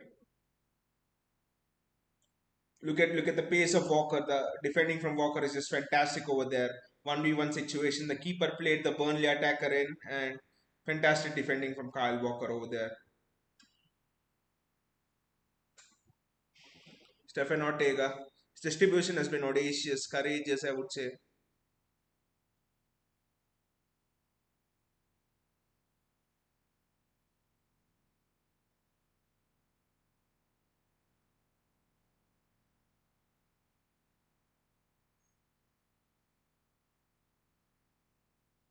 Phil Foden and Erling Haaland scores his hat trick there. Wonderful, wonderful goal again from Erling Haaland. Look at the awareness. It wasn't an easy goal at all. The goal's not been an easy one at all. Haaland hat trick, second hat trick in a row. All competitions. How many goals has he scored in his last three matches? 5, 8, 9 goals in his last three matches. People score 9 goals in a season and they will have very good seasons. But this guy, 3 matches, 9 goals. What easy. Do you have any adjectives to describe him? This wasn't again an easy thing. Wasn't again an easy goal if you look at it, because the ball hits the post and it comes back, and when it hits the post and comes back, the spin on the ball can actually be awkward, can be very awkward, but the reaction of Haaland over there is just fantastic. Foden went for the shot and just wonderful. That's just wonderful. Excellent from Erling Haaland. Looks like this guy loves knockout competitions.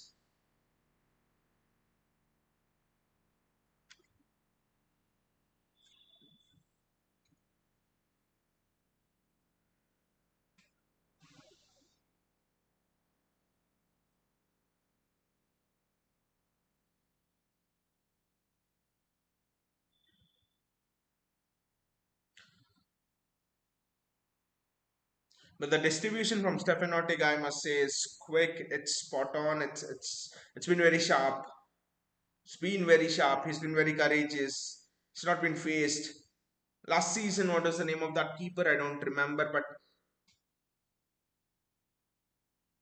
that keeper was a little bit, faced in the distribution phase and all. But Ortega just seems to be on another level in terms of distributing the ball. City get the ball again, and the pass is just played a little bit wide. Riyad Mahrez goes on and picks up the scraps.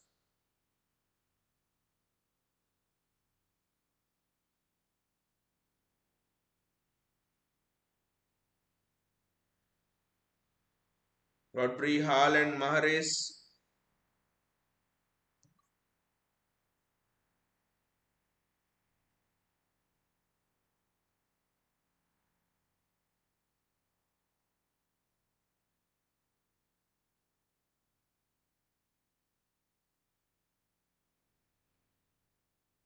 Julian Alvarez. Alvarez does extremely well there to recover the ball. He's just playing like an accomplished number 10 over there. Riyad Mahrez. Wonderful, wonderful. That's a wonderful City goal. That's a wonderful team goal. What a goal that is. What a goal. Great goal, right? What a goal that is. That is a goal right out of Pep's most glorious and wonderful dreams. That is a goal which is undefendable against. That's one touch, but football at its absolute best. Julian Alvarez at the finishing end of it. That is one touch football at its glorious best, I must say. Look at that. It all starts with De Bruyne, Riyad Mahrez gives it to Kevin De Bruyne, Julian Alvarez. The interchange between Mahrez and De Bruyne was just fantastic.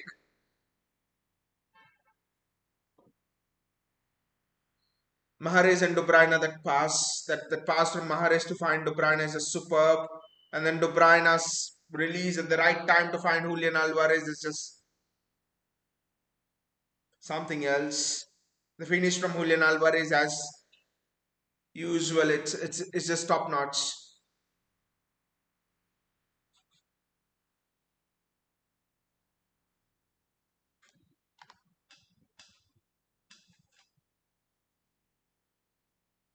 Erling Haaland is substituted off. Hat trick, very well done. Alpsta is here. Hey Alpsta, how are you doing? City are just turning the heat on here. 7 pass Leipzig, 4 pass Burnley. Here it's a 60th minute, 63rd minute. How many more will it be? Don't know.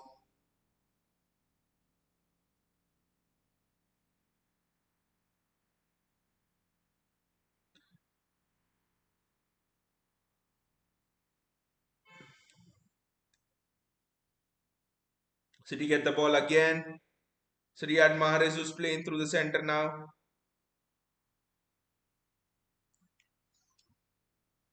I think Pep might be going for at least 6 goals here, if not five. At least 6 goals.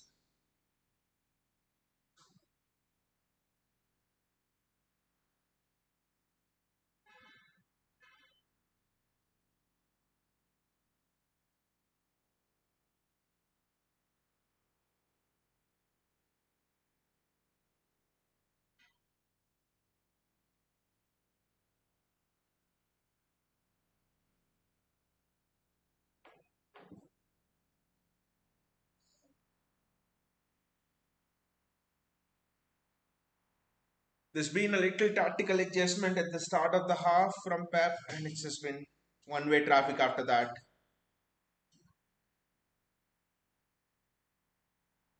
Almost the ball through the channel, almost it split it.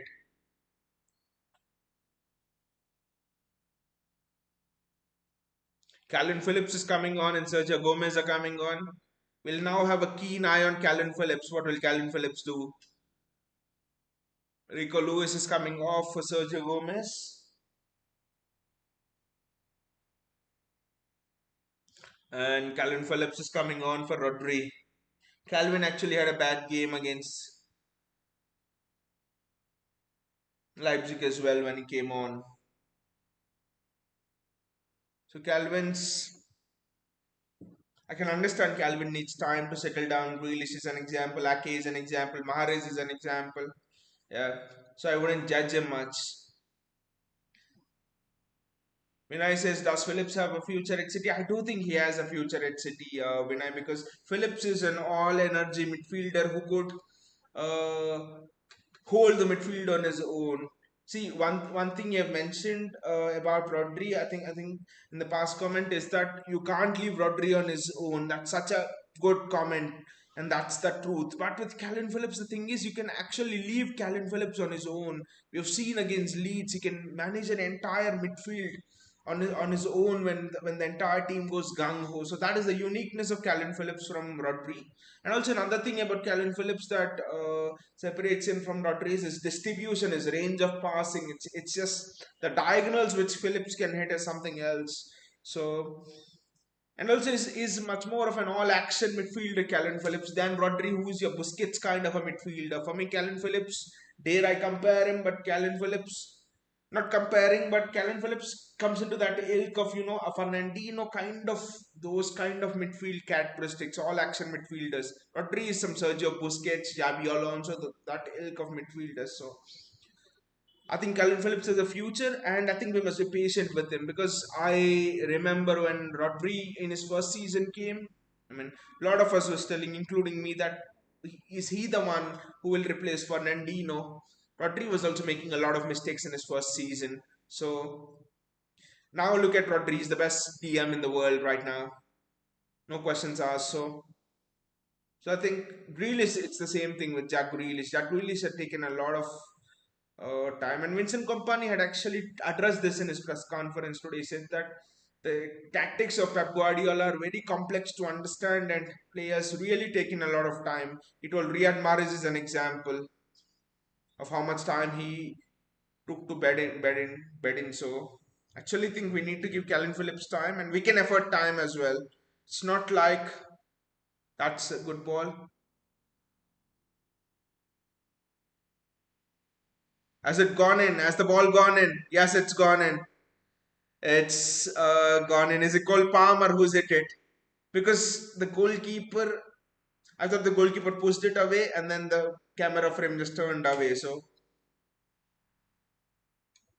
it's it's a goal for Cole Palmer over there. Good to see Cole Palmer get a goal. Just seeing the replay. Again, it's Kevin De Bruyne. It's that man who picks it up and gives it to Cole Palmer and gives it to Foden actually, and then Foden looks to think it over the keeper. Keeper gets a hand and Palmer gets the rebound. Right place, right time. That goal will do his confidence. Lot of good Cole Palmer.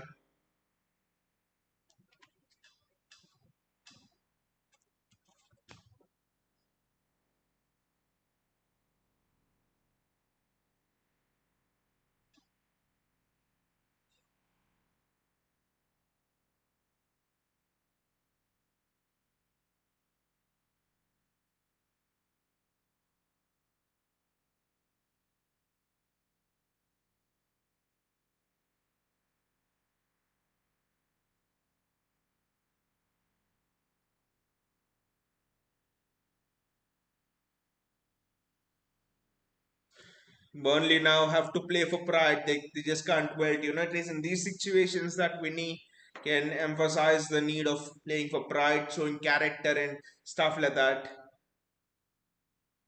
Because at 5-0, it's 69th minute. You can be end of a really confidence campaign ending bashing here.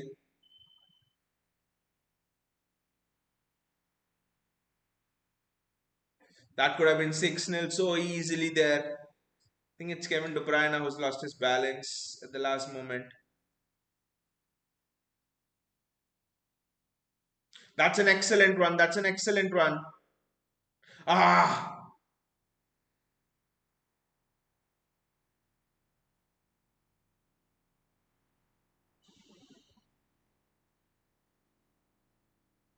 Calvin Phillips. Calvin Phillips with the strike.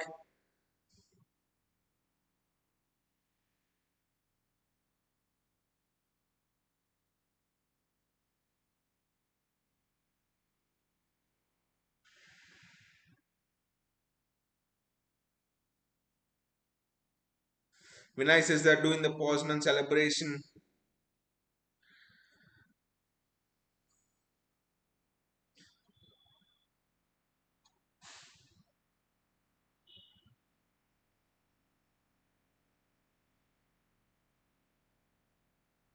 I hope Burnley don't lose their confidence after this match, and when he takes them to the Premier League, takes them to promotion. Fact.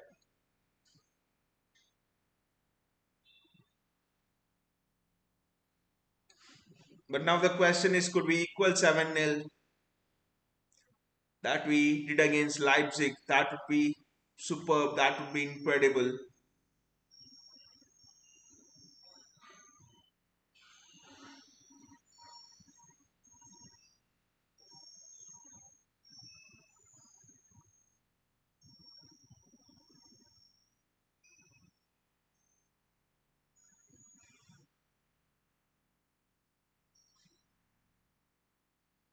The City press is still of supreme intensity.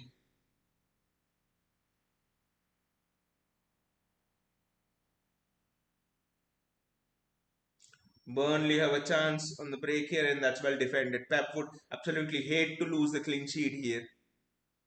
If we concede a goal, the number of goals we've scored just doesn't matter now because Pep would absolutely hate to lose that clean sheet. It's a chance for City to go on the break. Julian Alvarez. Julian Alvarez with the sixth. What a display of strength by Julian Alvarez there. His finishing is just supreme and the display of strength, the pace from Julian Alvarez, and what a ball KDB. Can we now safely say our KDB is back from the Leipzig game and this game? KDB is just displaying that sharpness in passing. Wow, it's fantastic. Look at that passing sharpness from KDB over there. Something else.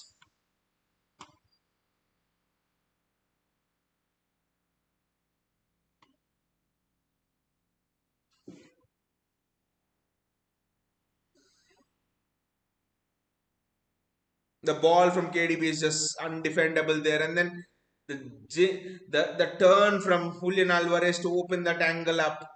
The part where we will be disappointed with the defender is where he allowed Julian Alvarez to come inside.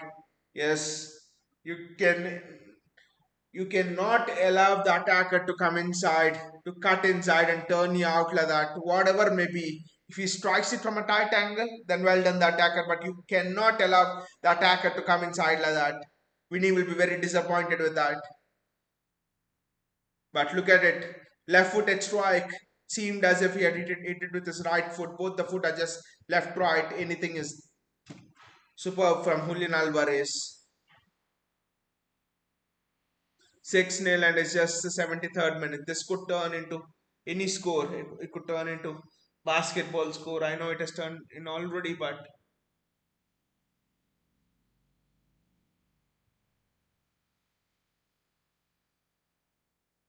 that's a foul. KDB is still arguing. He doesn't think it's a foul. KDB is in the mood today. He's in the mood.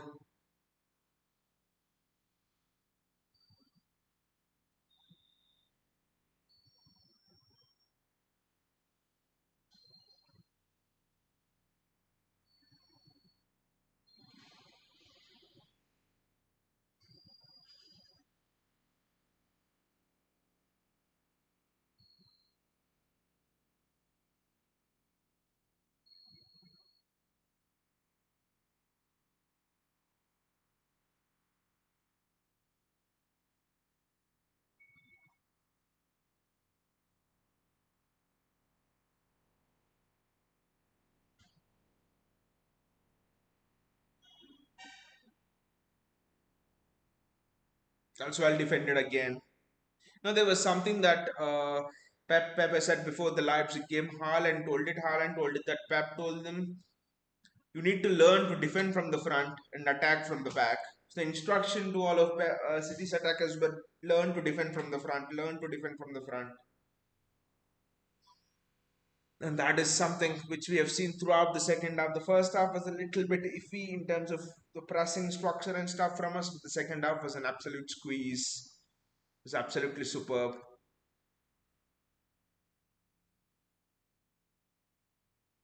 Could easily have been 7-0 there. Alvarez again with the squeeze. The pressing of Alvarez is just on another level. It's probably outside of Bernardo Silva, Alvarez should be the best presser in world football right now. Look at his pressing intensity, his pressing angles, the way he presses. It's just superb.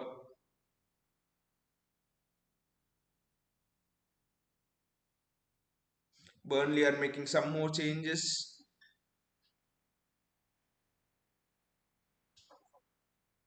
Vincent Kompany knows that City have done this to a Champions League team in Leipzig, Champions League knockout stage team in Leipzig, someone who are fighting for the title for the Bundesliga in Germany, who are in the top three in the table in the Bundesliga in Germany. City have defeated the 7-0 3 days back. So it should not be surprising if this has happened. That's what Vinny will tell his Burnley team. He in his time has seen a lot of defeats like this of Premier League teams in the hands of City. Watford in the FA Cup final in 2019, I think, come to mind. It was 6-1 or 7-1 or something like that, with City won. So Lot of games where we have crushed opponents, where we have crushed top of the table opponents in this manner. So Vinny will tell that to his Burnley team.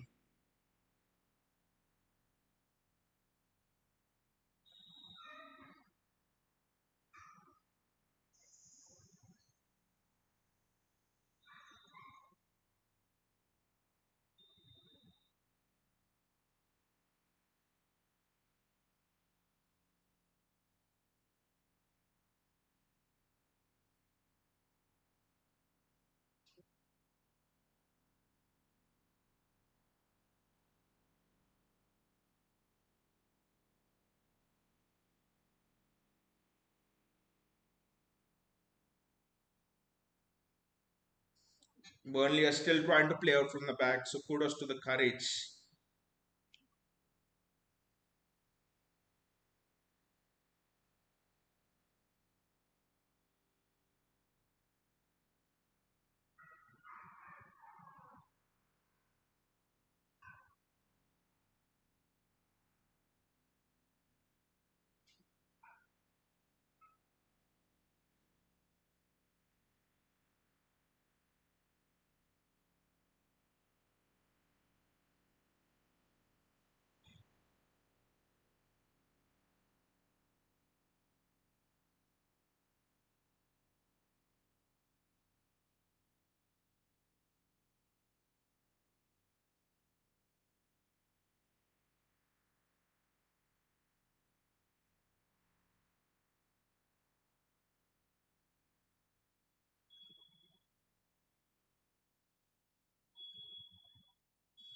Still, the courage of Burnley to play around the city press is just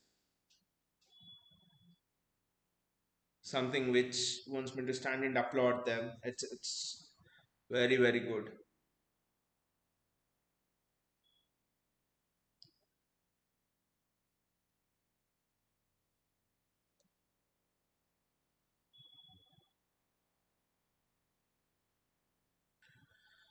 These last 10 minutes for Burnley will be like another 90 minutes. It will be like another decade actually, because never know, it could just turn out to be worse and be 10-0 as well, double figures.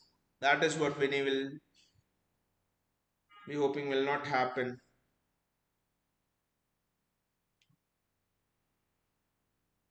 Look at the position Sergio Gomez is actually taking up. He's playing through the center actually. It's again interesting for me.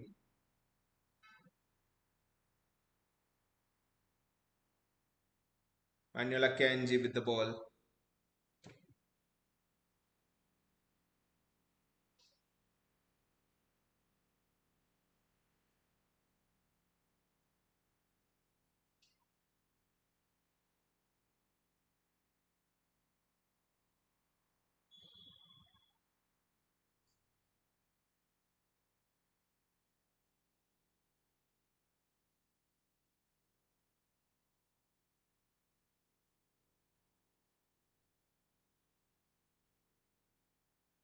Kevin De Bruyne does well to find Akanji. De Bruyne.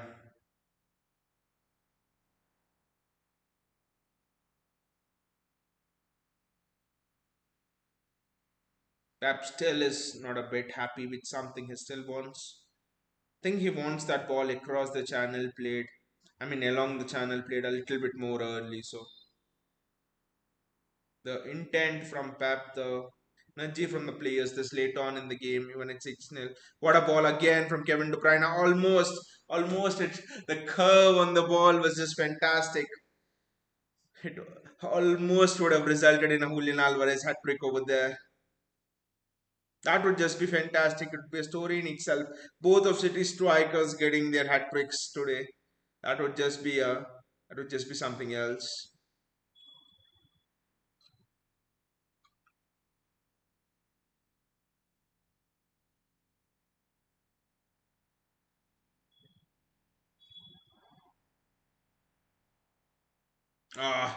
But good touch by Stefan Ortega over there, because there was a Burnley player waiting at the far post.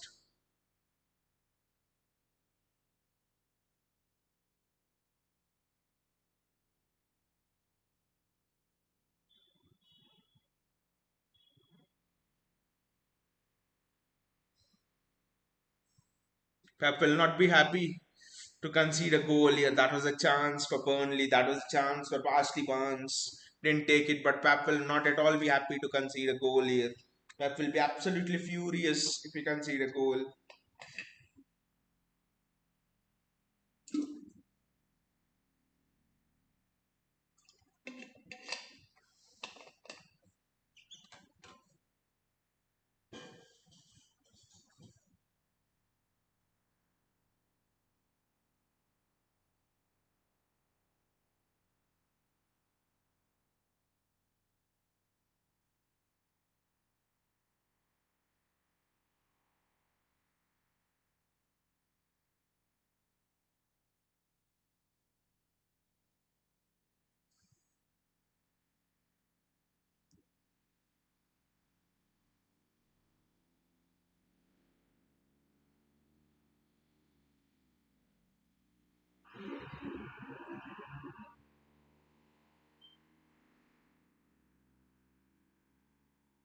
There was no angle presented there for Laporte. He's furious. He's absolutely furious.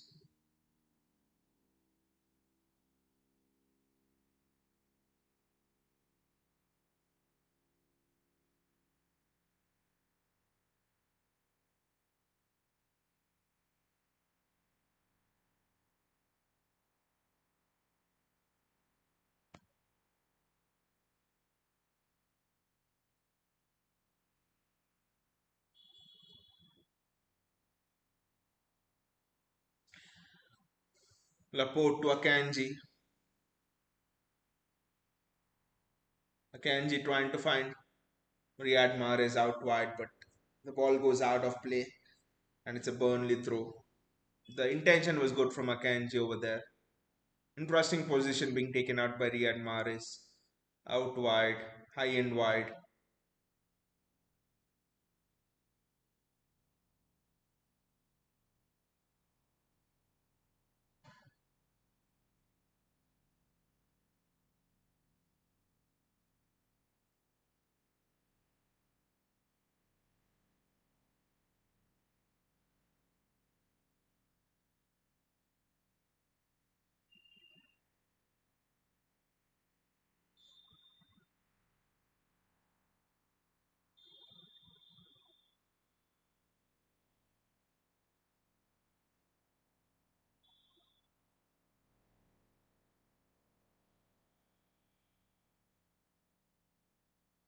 City are pressing very well. The shape is unusual. The shape is not the one which we regularly see from City. The pressing shape, especially.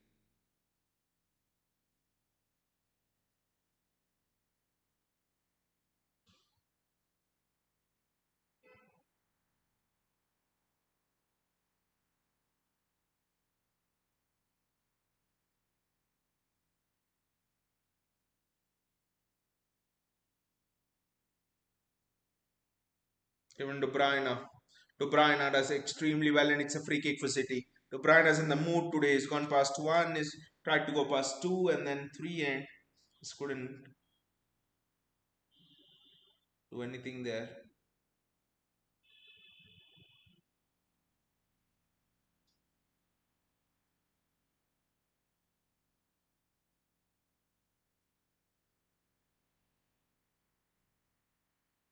Sergio Gomez on the free kick duty along with Kevin De Bruyne. Kevin De Bruyne is having a bruise on his knee, so I don't think Kevin De Bruyne will take the free kick. Foden's standing over there, and my God, Walker standing over there.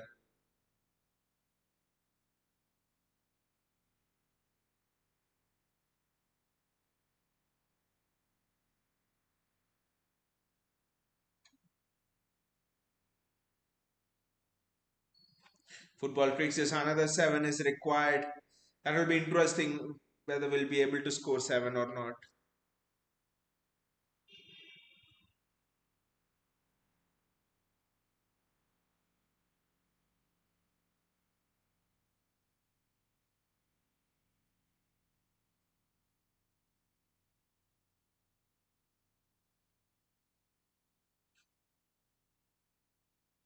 That's a throw in for City.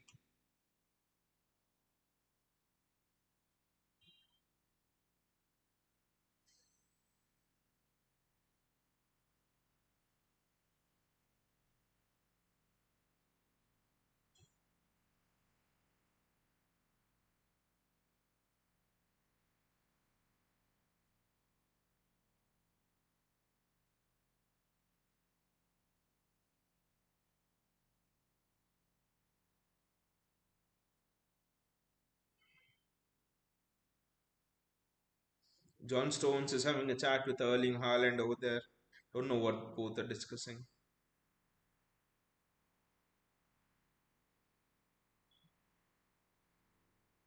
Stones was exceptional in that Leipzig game. Don't know why they kicked the ball out.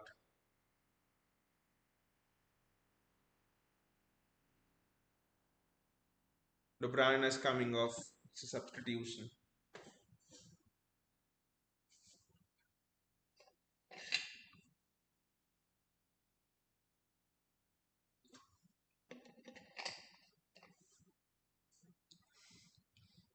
He's coming off to a standing ovation. He's been absolutely superb today. Kevin De Bruyne at the balls he has played, the vision, the curve, the swerve on the balls, everything's just been superb.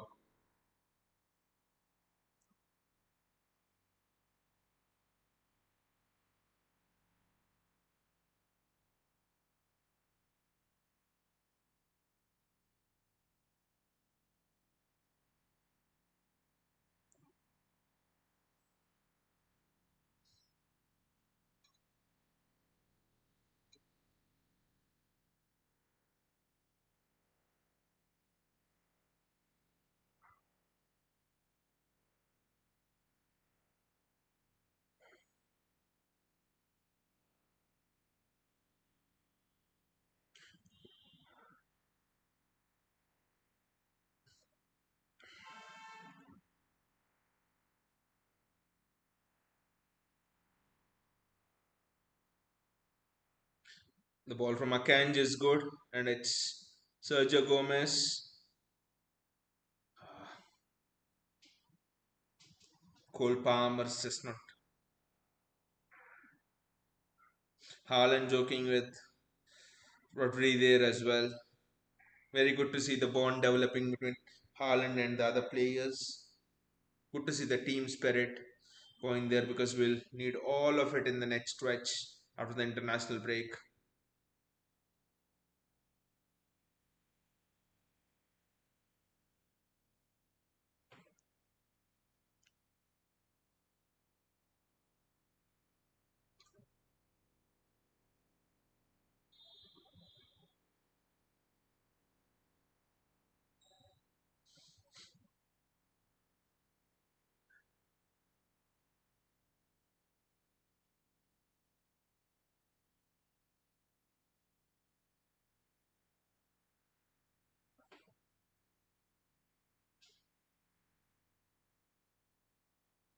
Laporte's gone down. Laporte's had a good game, I think. The defense were put under a bit of pressure, especially in the first half. They responded well. Laporte, I'm still not convinced against pacey opposition in the Champions League. Always think Pep will play Akanji over Laporte. Burnley will be very happy to see that it's just 2 minutes added on and one more minute to go in the added time as well. So Burnley will be absolutely pleased with that.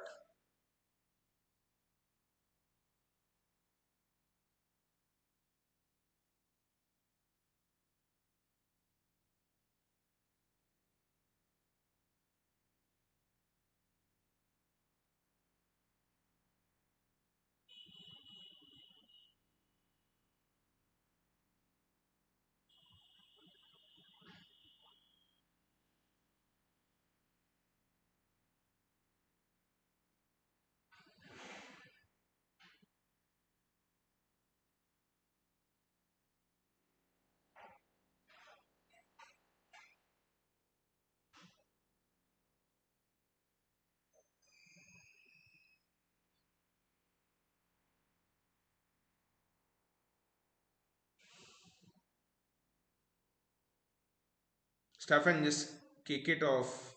Lose a clean sheet now. All the clause of the result will go, and that's it. It's full time. It's 6-0, and the match is over. Pep Guardiola will be very happy with the fact that we have kept three clean sheets in a row. Crystal Palace away, Leipzig home this match.